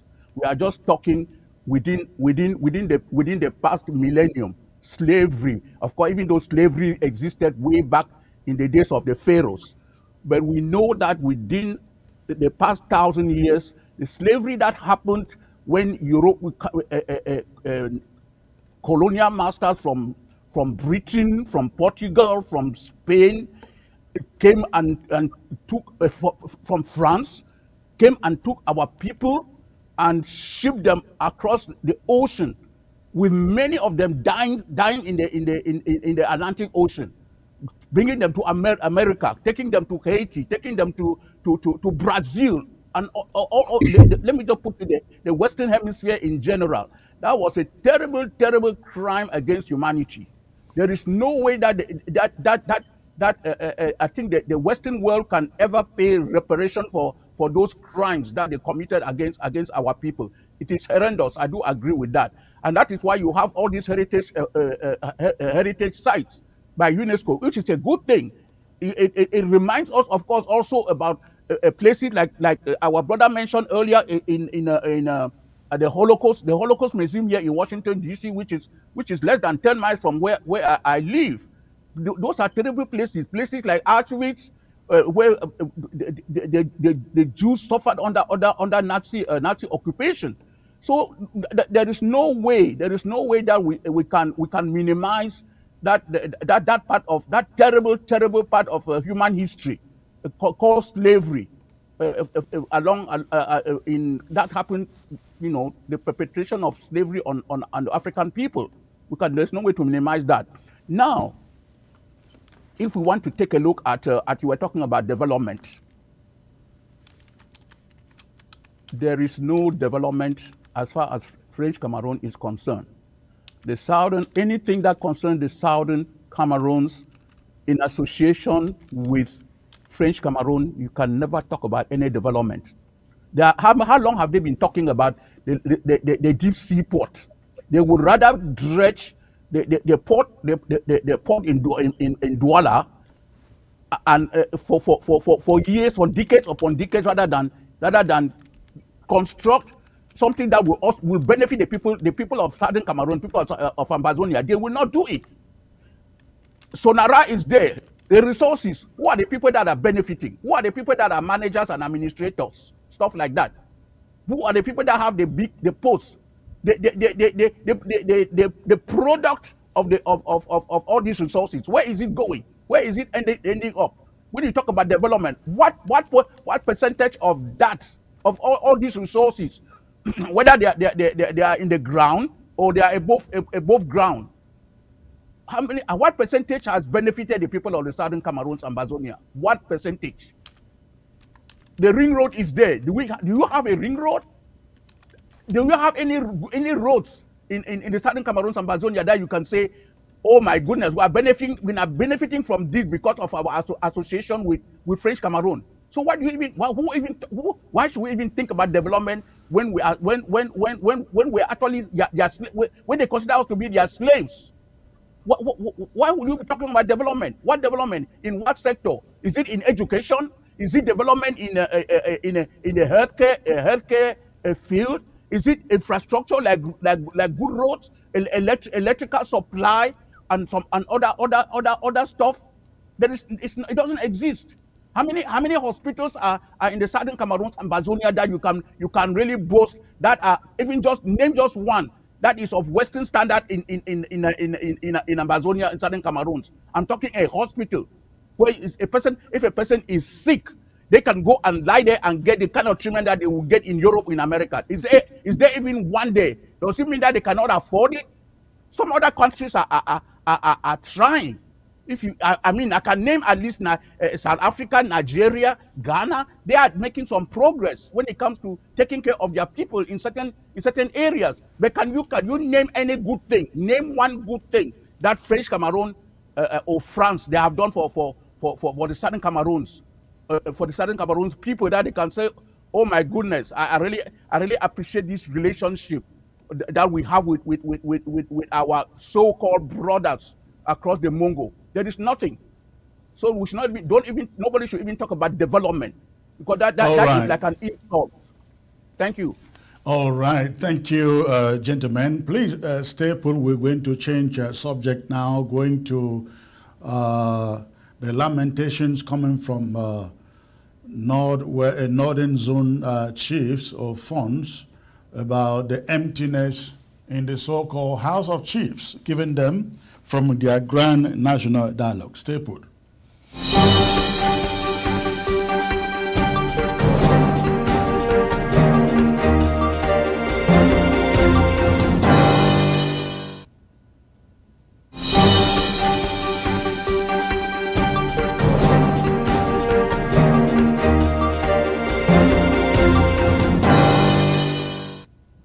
Thrive America, the flagship model, offers personalized coaching and assistance to newly arrived individuals into the country through a concierge service and one-stop resource on your phone. The app supports essential areas of integration, such as job search strategies, benefits applications, financial literacy, credit repair, legal guidance, and more. The platform aims to become the go-to resource as you navigate the complexities of settling into a new country. Thrive America, the flagship model, offers personalized coaching and assistance to newly arrived individuals into the country through a concierge service and one-stop resource on your phone. The app supports essential areas of integration, such as job search strategies, benefits applications, financial literacy, credit repair, legal guidance, and more. The platform aims to become the go-to resource as you navigate the complexities of settling into a new country. ABS can help you reach your target audience like never before. Advertising on ABS, you'll benefit from our extensive reach and dedicated viewership. We offer special advertising packages during primetime slots and popular shows. You'll also be featured on our social media platforms, reaching an even wider audience. Don't miss out on this opportunity. Take your business to the next level. Contact our advertising team at absafricatv@gmail.com.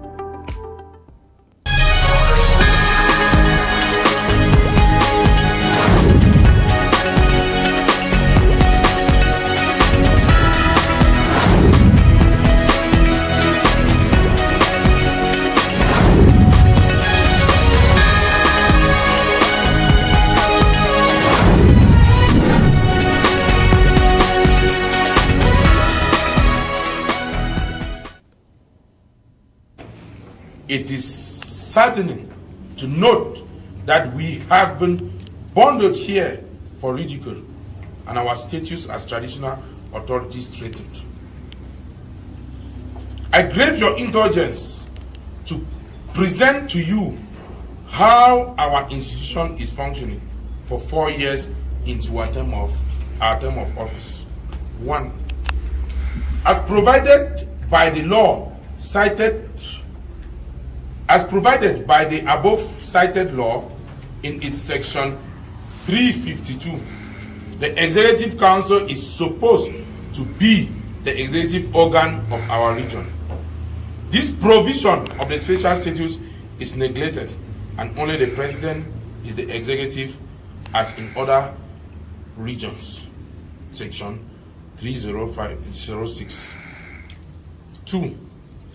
Our house is one of 2 houses of the Assembly, and as provided by the law, Section 345, we are supposed to receive regional deliberations and give our opinion.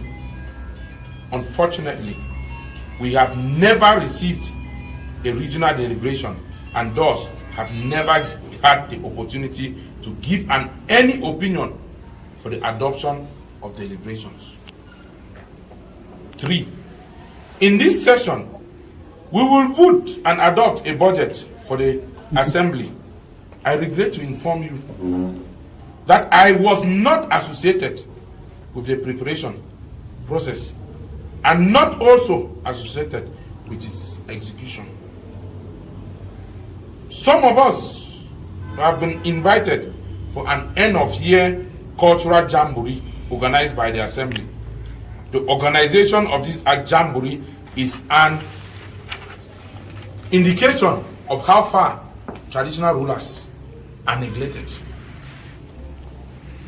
I see dignitaries being decorated with traditional attributes by our subjects. What a slap to our face.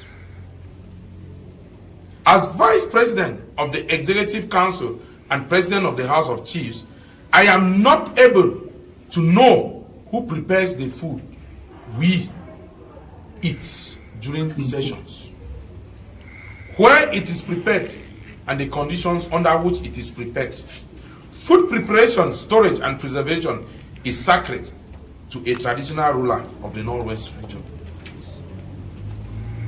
These practices desecrate the traditional heritage of the Northwest region, and it is regrettable that we can do nothing about it. Well, ladies and gentlemen, again, that is the Executive Secretary of the Northwest Executive Council, as they call it in La République du Cameroon's jargons. The Executive Secretary of the Northwest Executive Council. Now imagine what the chief is saying there. Not even the food, not even as the executive secretary. Forget about every other thing, whether budget or development or whatever you call it.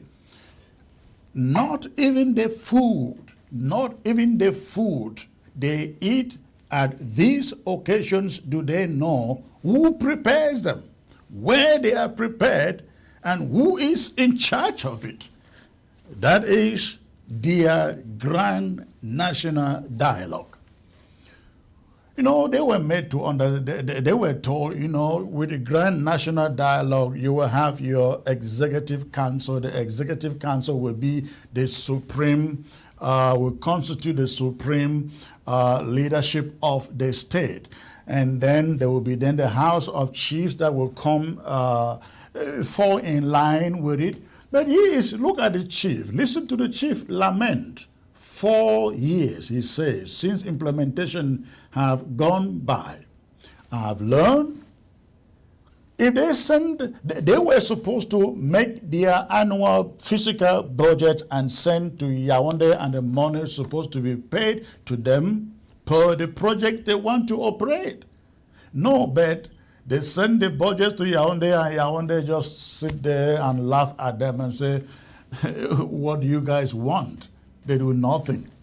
Essentially, these people are useless. The institutions are useless. The House of Chiefs, useless. Executive Council, useless. Just another bottleneck, another safe phase projects that La République created in the heat of this war to assuage the wrath and the anger of Ambazonians. It created all these damnable institutions.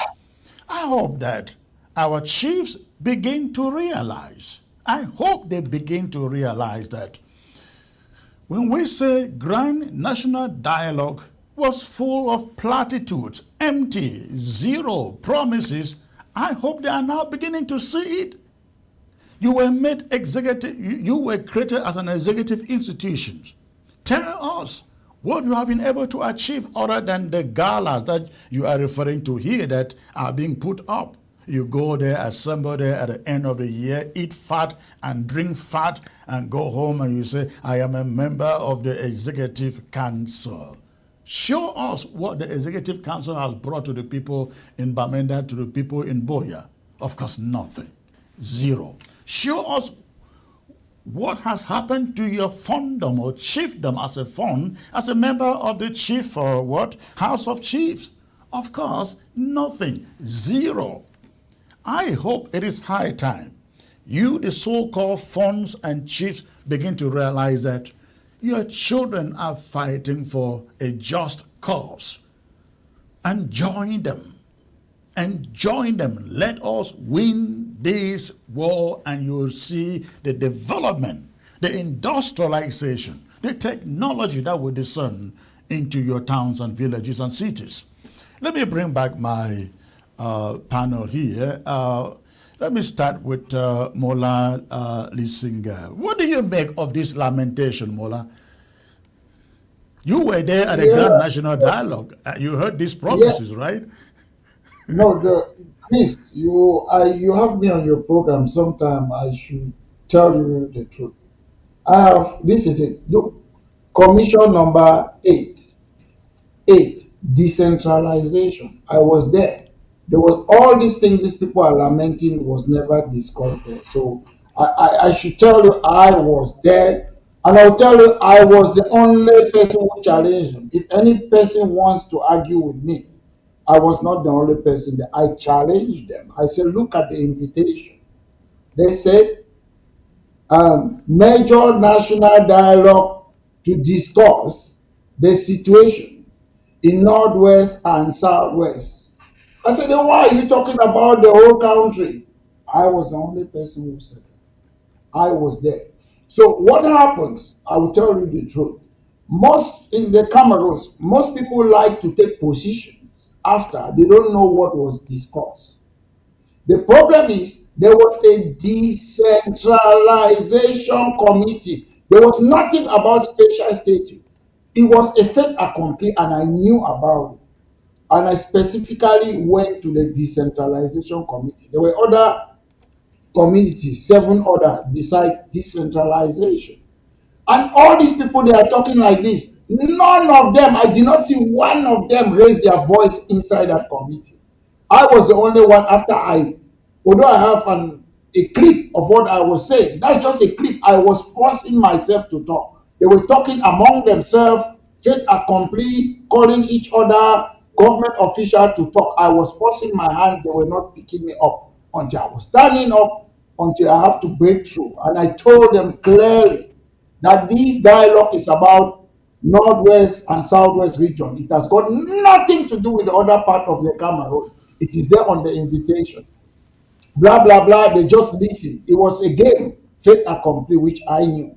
And at the end of the day, is it Agobala came and said, when they said, oh, please, cannot federalism, they shut him down. That's when I pick up my bag and I told them to F off. I said, look, I'm picking my bag. You people are wasted my time. You pay my transport to come here, to come and talk for 5 minutes. And one MP then, who was an MP in Tico, pulled me back. I even lost my phone.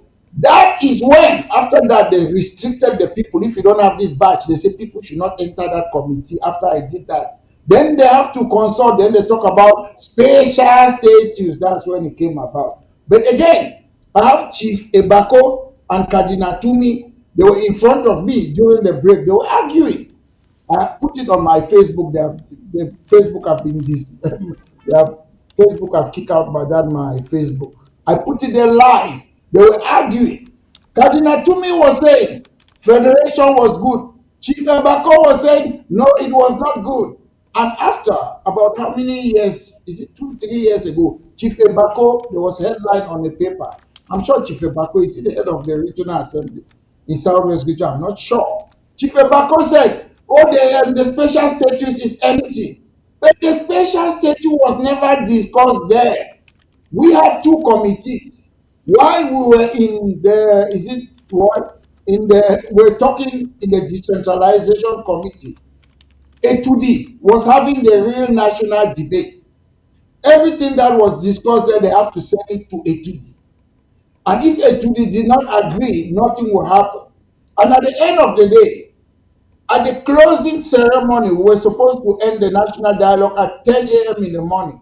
But because of the so-called special statute that emerged, which they were not prepared about it, what happened now?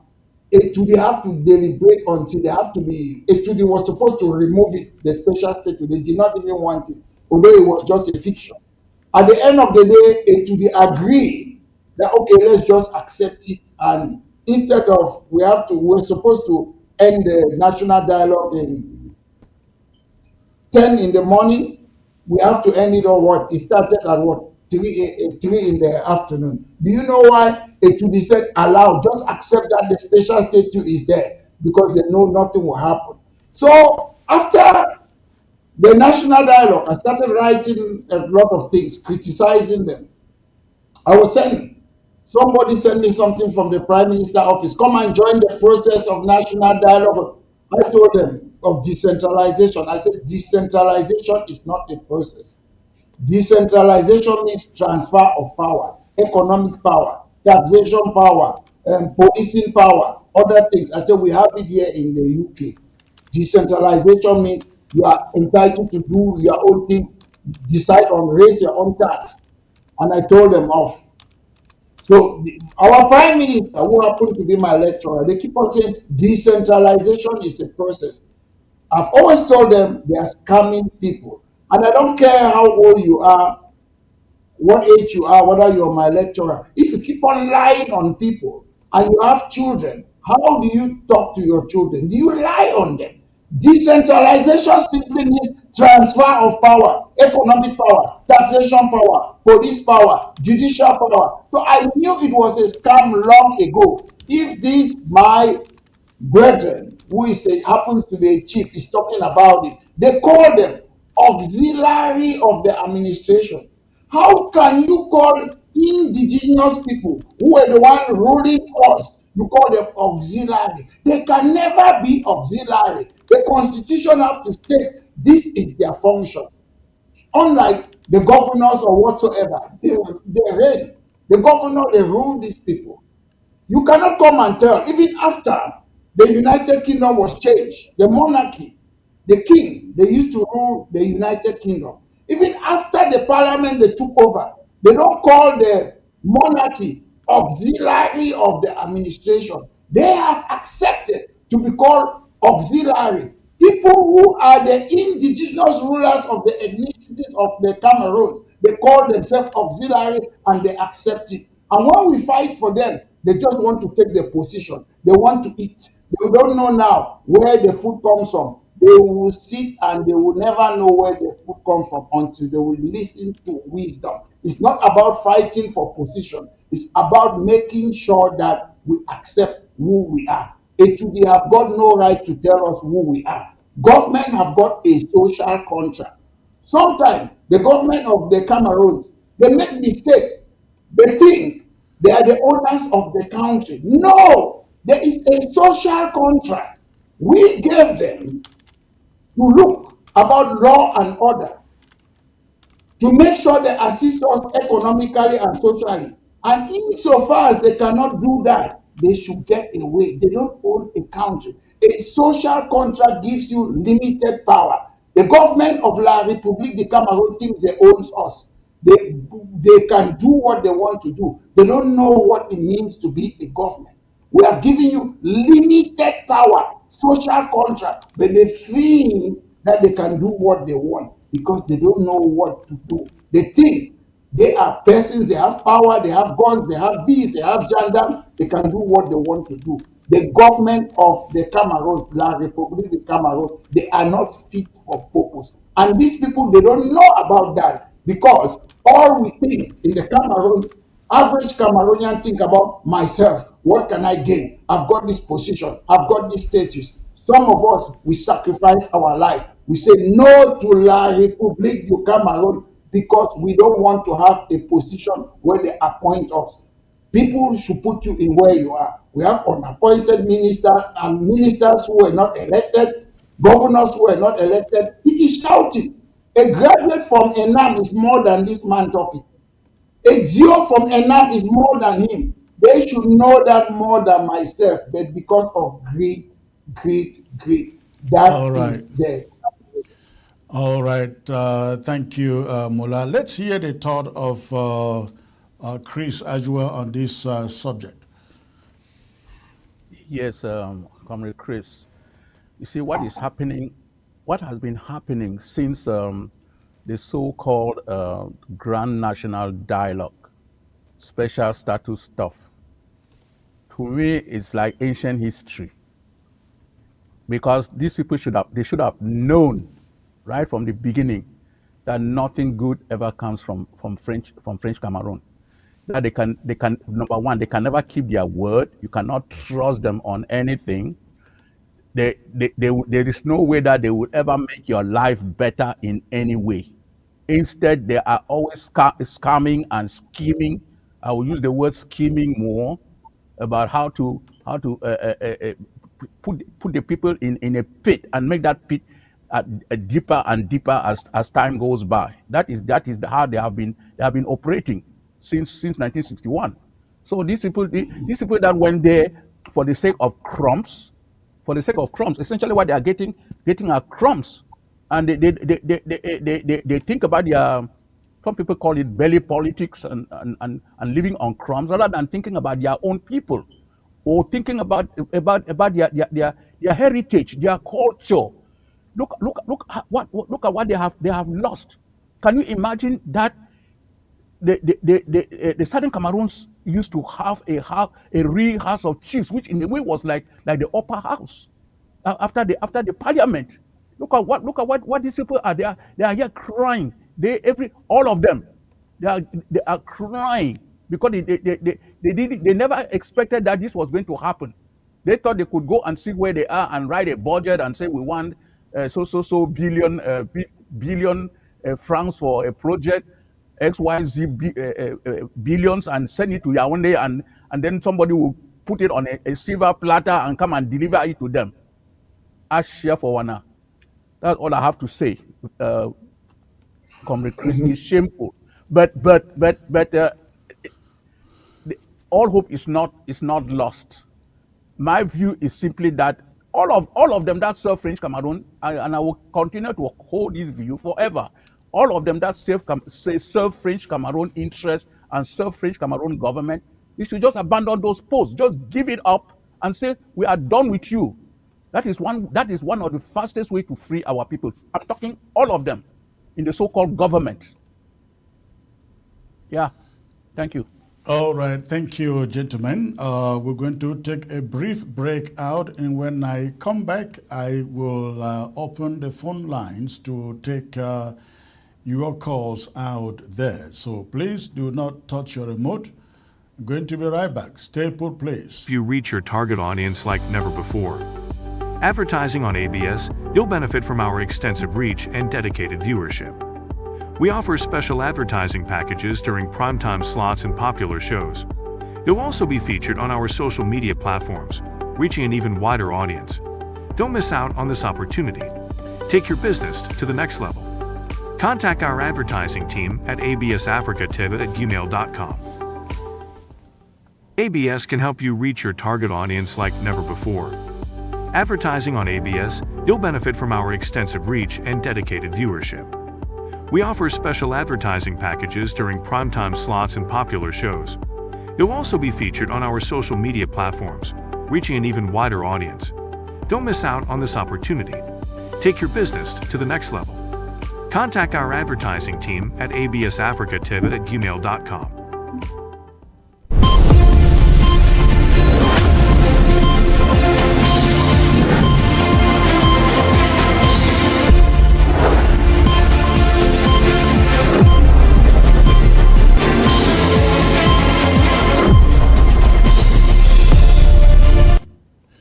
All right, thanks for staying put, ladies and gentlemen. This piece of information I bring to you is very, very critical. And if you are watching and listening to me from whatever location, be it in the diaspora or in Africa on ground zero, in La République du Cameroon, Ambazonia, and you have family,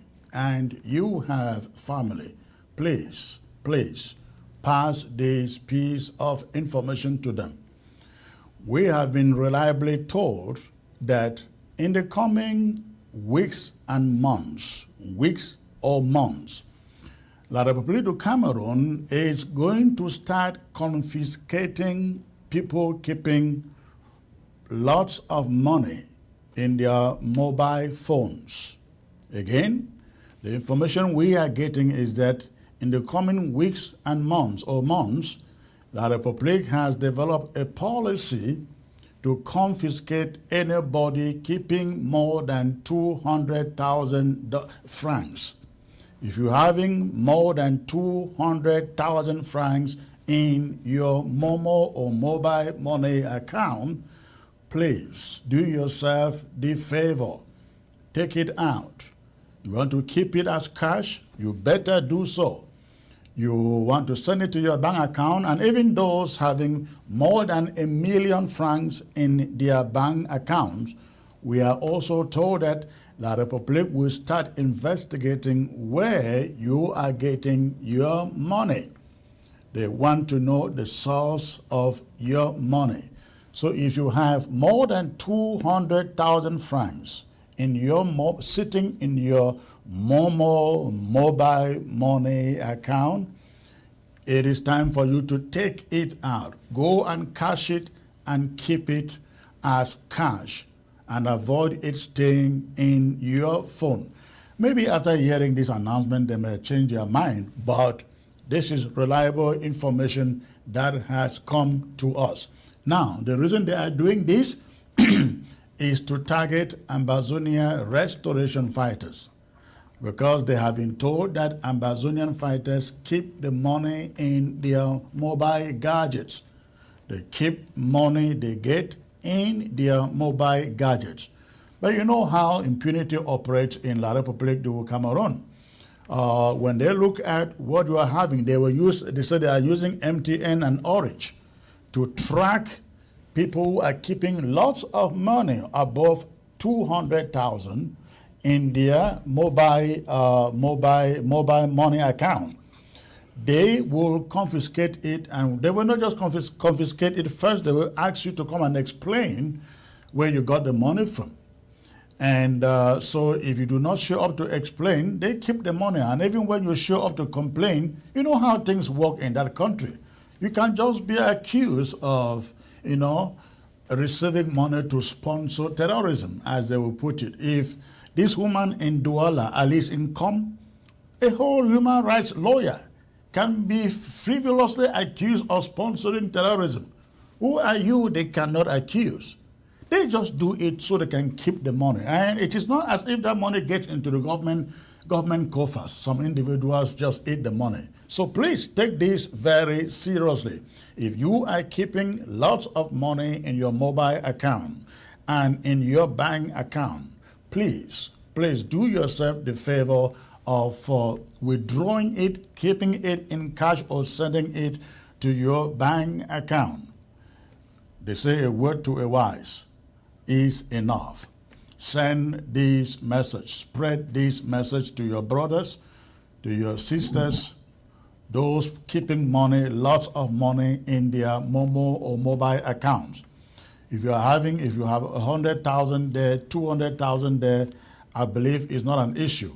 But anything above, they are going to withhold it in the pretext they want you to come and explain how you got it, who sent it to you.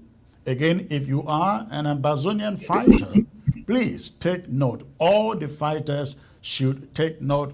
Withdraw the money you have in your mobile account, change it into cash, and keep cash and not your Momo bank account. Don't keep money in your Momo bank account. Of course, every civilian too is included. Every civilian is included. I hope you take this very seriously. Now, the second announcement I'd like to bring to you, ladies and gentlemen, is our Washington, D.C. rally. We are inviting every Ambazonian within the axis of New York, Pennsylvania, Delaware, Maryland, Washington, D.C., and Virginia to join us as we converge on Washington, D.C. on Monday, this coming Monday, January 20th, to commemorate the inauguration of President Donald Trump. We want every Ambazonian to show up in your national colors. You know what your national colors are. The blue and white and yellow color flag. How many of so many people think that Ambazonian colors are blue and white. No, they are blue, white, and yellow. Go and look at that flag. Blue, white, and yellow. Though the blue and white stands out, but the complete colors are blue, white, yellow, if you look at the flag. So you can either come in your national colors and carrying your placards. We want to see thousands of us gathered in Washington, D.C. to welcome Donald Trump. I call him the Liberator, Trump the Liberator. So please, I plan to be there myself. Let's make it there and make it to happen. That is very, very important. And I'd like also to remind you of a very important town hall meeting that is coming up January the 25th. We're having a very important town hall meeting, and we want everybody from ground zero, from La République du Cameroon, from Africa, from across the globe, if you are Ambazonian or a sympathizer of Ambazonia, to join that town hall meeting on January the 25th. January the 25th. We have a very special guest who will be joining us from Ireland, one of the persons responsible for Irish freedom and the referendum that led to peace in Ireland. He will be joining us to educate us and give us inspiration as how we can go about what we are going through in Ambazonia. So please, make sure you are there January 25th by Zoom, by way of Zoom only. The link will be out before then. So please, those are the important things that I thought to bring to you, but not also forgetting before I get to the phone calls. I hear the phone ringing. Hold on, please. Hold your peace. Please, I want to make this appeal to you again.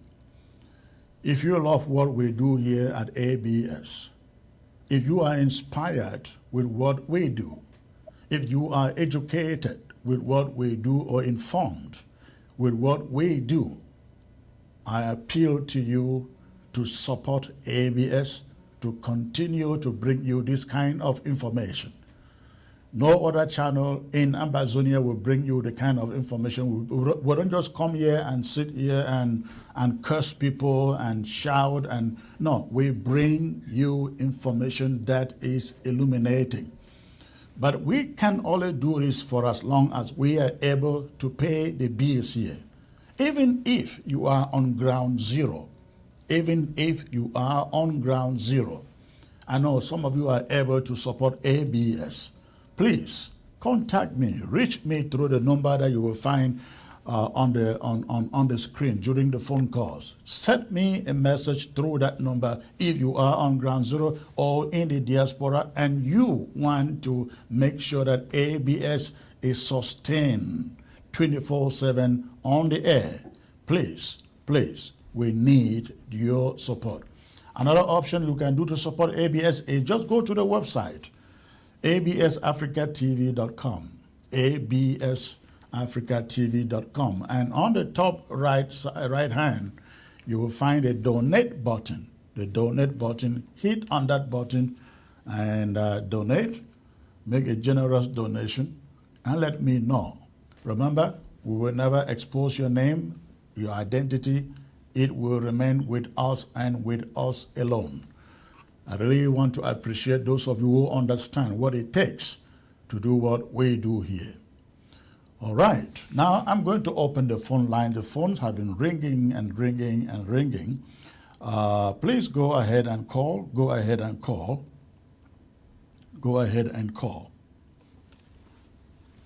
For those who do not have the phone number. You have it there on screen. All right, let's see. Hello, sir. Hello. Hello, Comrade Chris. Good evening, sir. Good evening, sir. May I know where you... No, you're calling from Go Ketunja? Yes, I'm calling from Gopsunja, Comrade Chris. It's been long. It's been long. Have you been watching ABS on the new location?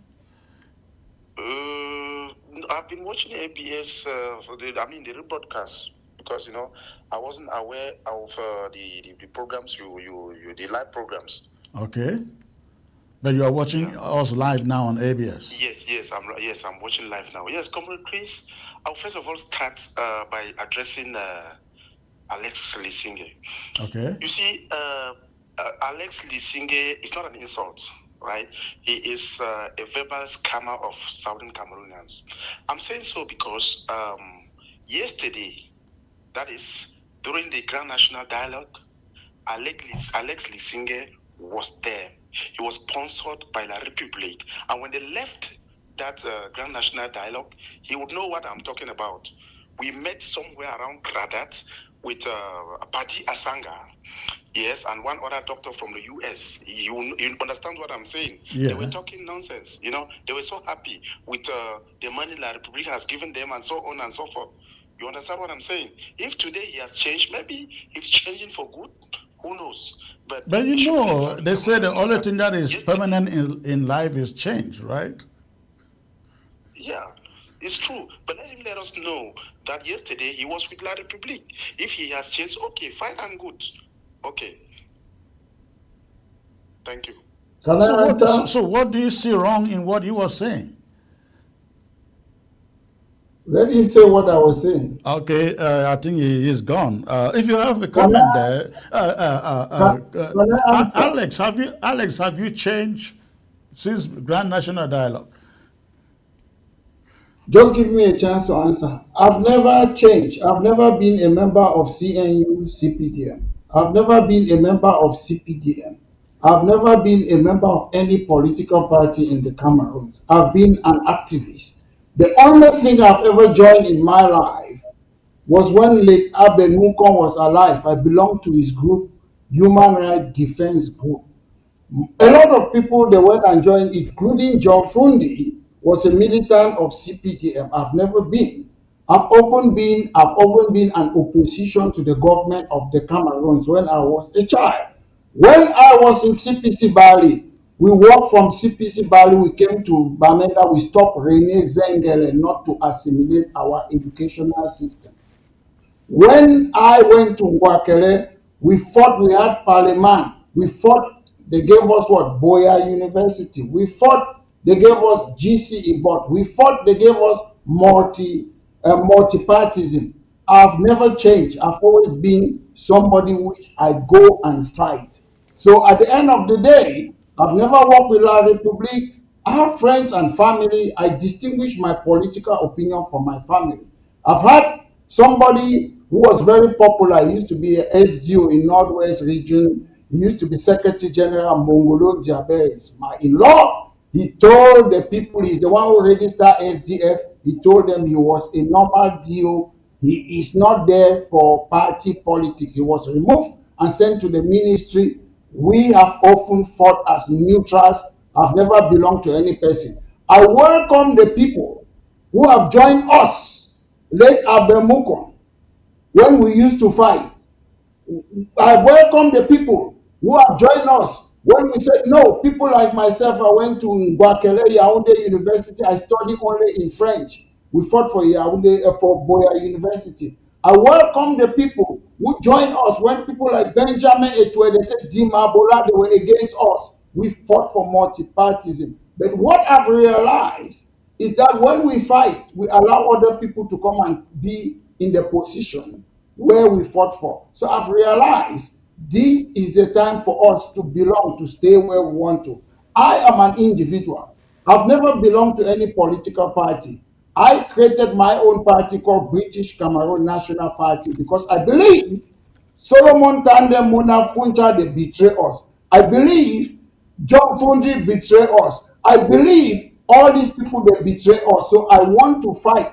I am a legal person. I'm a practicing lawyer in the United Kingdom. I cannot be doing what some people are doing. I have to follow the law. So I do my things through British Cameroon National Party. Have I changed? No. I remain the same person ever since I was a teenager. All right, okay, that is your opinion there. I think others may see it a little differently. The phone line is still open, so please go ahead and call. I see people calling and dropping. Go ahead and call. The phone line is open right now at this moment. At this moment. This listener writes, no development during war. La Republic should not have any decision over Ambazonia at this time. I agree with Mola Lisinge. Okay, that is one of the viewer out there. Again, the phone line is open. Go ahead and call. Go ahead and call. In the meantime, comrades, I want to appreciate your coming on the show to be with me tonight. You have a great night, and we look forward to doing this again. Thank you very much, Comrade Chris. Thank you, Barrister Alex Lisinge. You all have enjoy the rest of your night or evening, and Happy New Year to everybody. You guys, give me a second there. Give me a second there. Hello. Hello. Hello. Hello. Yes, good afternoon, Comrade Chris. Oh, good afternoon, sir. I guess this is Chairman Mike Fusi. You're very correct. What is on your mind, sir? I would like to react to these lamentations from the chiefs and also those who took upon themselves to attend the Grand National Dialogue. Okay. I really don't understand why anyone who attended the Grand National Dialogue, or whatever they call it, should be surprised at the fact that they have been duped. Because we told them that this was going to happen. You cannot sit down with La République du Cameroon without a third party and sign any piece of paper and count on them respecting whatever terms that you had agreed upon. The manipulation started while they were still there. They saw it happening before their eyes. Yeah. They saw Agbobala and Frundi booed when they talked about federation. So when they were coming out of there, what were they hoping to achieve? I'm only happy that they are beginning to confirm what we had predicted, that this was a sham. It was a whitewash, as they always do. So it's not surprising to me, and I'm very surprised that people who attended it can come out now and act as if they are surprised. They should not be surprised. They should have known. And I'm sure they knew that that thing was just a farce. The chiefs who are lamenting now that they are being disrespected, they really thought that La Republique was giving them some power to wield? Did they really believe that? And I'm sure maybe earlier during your show you may have talked about the land grab that is happening in Victoria right now. Yeah, I started with that. Yeah, the sale of the territory, the area that was used to escort slaves out of our territory, that is supposed to be preserved as a historic site. Correct. These people are out to auction our land with impunity. The governors and DOs have become now real estate dealers, and they are selling our land with impunity, and nobody is saying anything about it. And I'm sure these very chiefs who are complaining now must be some of those who have been betraying our fighters to be killed. Of course, of course. And now they are crying that who should rescue them now. The very people you thought were your good friends are now killing your own. They're selling the very land that you thought you were accusing your own brothers instead of taking from you. Where is Belamoki now? Yeah. Where is Belamoki? A few months ago, he said some people were stepping on their necks. Let him come now and see those who are actually stepping on their necks. Let him see those who are stepping on their necks. Okada Bilal is now a multi-millionaire from land that he has sold in Fako. What are they going to do to him? What are they going to do to him? So let the lamentations continue. They have not seen anything yet, and we are saying it is time for the prodigal sons to come home.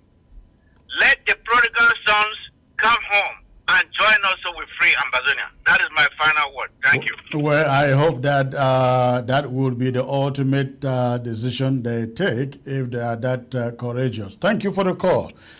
All right. Mullah and Honorable Chris, it was a pleasure having you on the show. Can I Please, add you have a something great on night what over the there. last caller said? I should like to add something. Chris, All right, at the let end, me get back to the phones. Hello, sir. Chris. Hello. Hello, hello, Comrade Chris. Hello, sir. Where are you calling from? Yeah, I'm calling from the Netherlands. Okay. This is Metro Nikon. Yeah, and this is Maitre Nigun. You're right, correct. All right. And what is on your mind, sir? Yeah, I want to contribute to this program regarding the so-called project in Victoria by, I don't know their names again. Actually, I stand with the chiefs. Okay. If unless I might have forgotten, I remember very well that early during the early period of this war, when the war broke out, I can remember the Skakov came out with a communique issuing to the entire Amazonia community and even those in the Republic of Cameroon concerning the land, that the land grabbers, the selling of land, grabbing of properties and stuff like that is all illegal, because the lawyers were rushing and making land title deeds for so many people up and down. And there was that communique who put an end to it as anything into that regard concerning sale of land, grabbing of land, project, whatsoever is illegal until after the war. Then there will be a land commission to sit down and then look into everything concerning our land. But people are going on right now. I will hear Okala Bilal would declare an estate somewhere, just clear the entire palm plantation and then call it a new layout and bring in his people from the Republic of Cameroon just to come and buy them overnight and keep making him rich. And also, Mr. Comrade Chris, we cannot be selective in terms of development when it comes to development. I think it's the policy of the Amazonian people that you cannot. There is no development during war. We are at war. That's the fact. You might be lucky to set up a structure and it stands good and fine. But what if it is destroyed overnight? That is at your cost. So we made a policy that there is no development. There is nothing should be like development.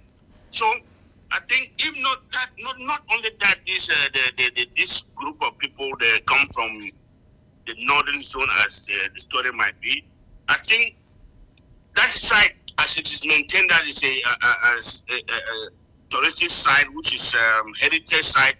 Anything in that regard concerning development should be the responsibility of the government. It's the government to develop such a structure for tourism purpose, and then maybe let give it out for control to any private group, not an individual. Well, I see it. I see it a little differently. I don't. It is always our belief that when you put things in the hands of the government, they are mismanaged. So I don't have a problem if the government would hand it as a contract to a private investor to manage it. Than to have the government manage it and then it is all littered with corruption and fraudulent activities, and then you end up not having any services too. Comrade Chris, I see all of this as just government's means to making money. Of course. Let's say they set up this structure and it is functional. The proceeds from there would be the government stepping and collecting everything. Just for example, even you are sending money now to Ground Zero, to Ground One, whatever, TMT. Government is stepping in, collecting money up and down. This is just another means for, okay, if it is functional, fully functional, the proceeds mainly will go to the government in name of taxes and all kind of things. So to me, there should be no development, nothing should be developed. When ambassador will see, the state of ambassador will develop this heritage site and then hand it over to an individual for management, and it remains as such. So we are agreed. We are agreed on that. But the burden is ours to stop it, isn't it? Because you're not expecting a lot of people to go and stop it. No. The people of Bimbia have spoken. Yeah, but what are they going to do beyond that? I mean, when I talk about us, when I talk about us, I mean us as Ambazonians, including the people of Bimbia.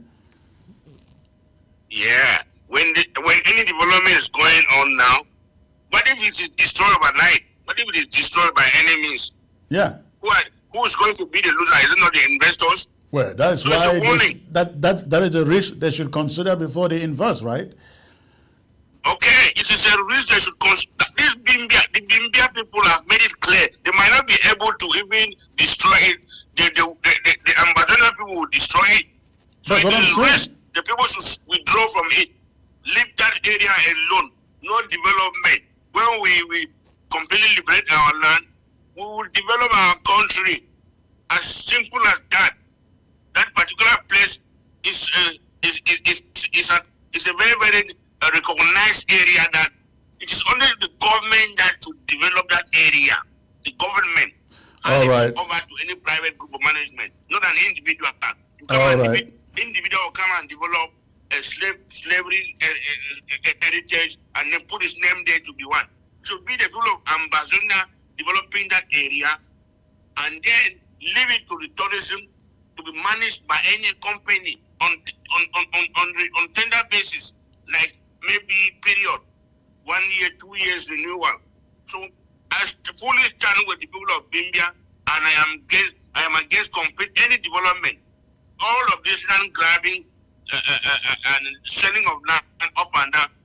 I think everybody buying land or grabbing land here and there, I think they should be risk in that area, because when the land commission will come in to say, okay, we want to regulate everything, the land will belong to the entire land will belong to the people of Ambazonia. All right. Awesome. Thanks for the call. Thanks for the call. Thank you. All right. I think with that call, we will call it a night here, ladies and gentlemen. I want to appeal to you again to please consider making a generous contribution donation to ABS to keep us coming to you and to keep us having to stay on the satellite. We look forward to seeing you in Washington, D.C. on Monday as we welcome and inaugurate U.S. President-elect Donald J. Trump. Okay. Missing some callers here. Uh,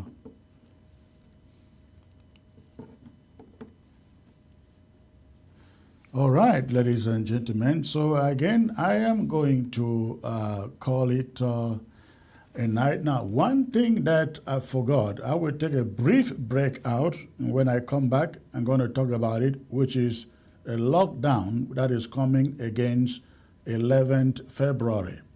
The lockdown coming against 11th February in La République du Cameroon. Stay put.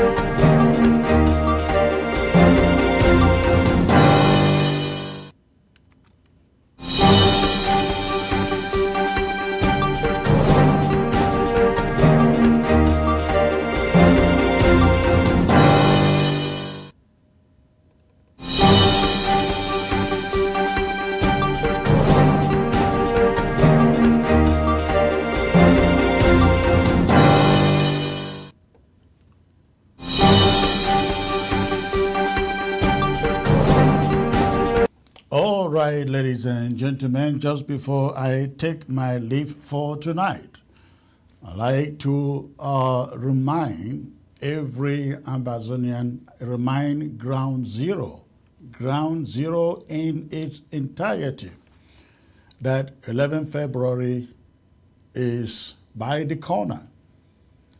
This is the day that La République du Cameroon calls it the Youth Day. The Youth Day. Now, you will all recall that at the beginning of this war, we decided to cancel, do away with any national days imposed upon us from La République du Cameroon. We normally would not celebrate anything 11 February since 2017. We would not celebrate anything 20th May. We would not celebrate any national day instituted by La République du Cameroon because the history was distorted. The history was distorted. So because of that, La République du Cameroon for 8 years and counting still hasn't learned the lesson. They keep on trying to enforce those festivities, those celebrations upon us. 11 February is by the corner. I would like to inform everyone on ground zero, that as usual, 11 February, there will be a complete lockdown of Ambazonia within that period. We haven't arrived at a date yet, but we just want you to be ready and know that something is about coming. The 11th of February will be locked down, possibly for the whole week in Ambazonia. If your children are in any school and they want to force them to go out and take part in any march past, they will go out at their own risk. You will send those children to go out for any march past at your own risk. In every community school, the reason why we allow the community schools to run is because we consider those schools not managed, not owned by La République du Cameroon. We allow you to operate because you do not take instruction from La République. We want to advise, do not make the mistake of sending the kids from your schools to go out and participate in anything called 11 February. So please, we warn you, we bring this announcement this early so that you know what lies ahead. 11 February, 20th May shall never again be celebrated in Ambazonia. And the restoration fighters of Ambazonia, of course, They have since taken particular note of these particular two events, 11 February, 20th May. We're not allowing it to happen in Ambazonia. A lockdown will be instituted, and in the coming days, we will make that announcement. Thank you very much for tuning in tonight. I am your comrade in arms, Chris Ano, and I look forward to being back with you. But for now, I say good night. God bless.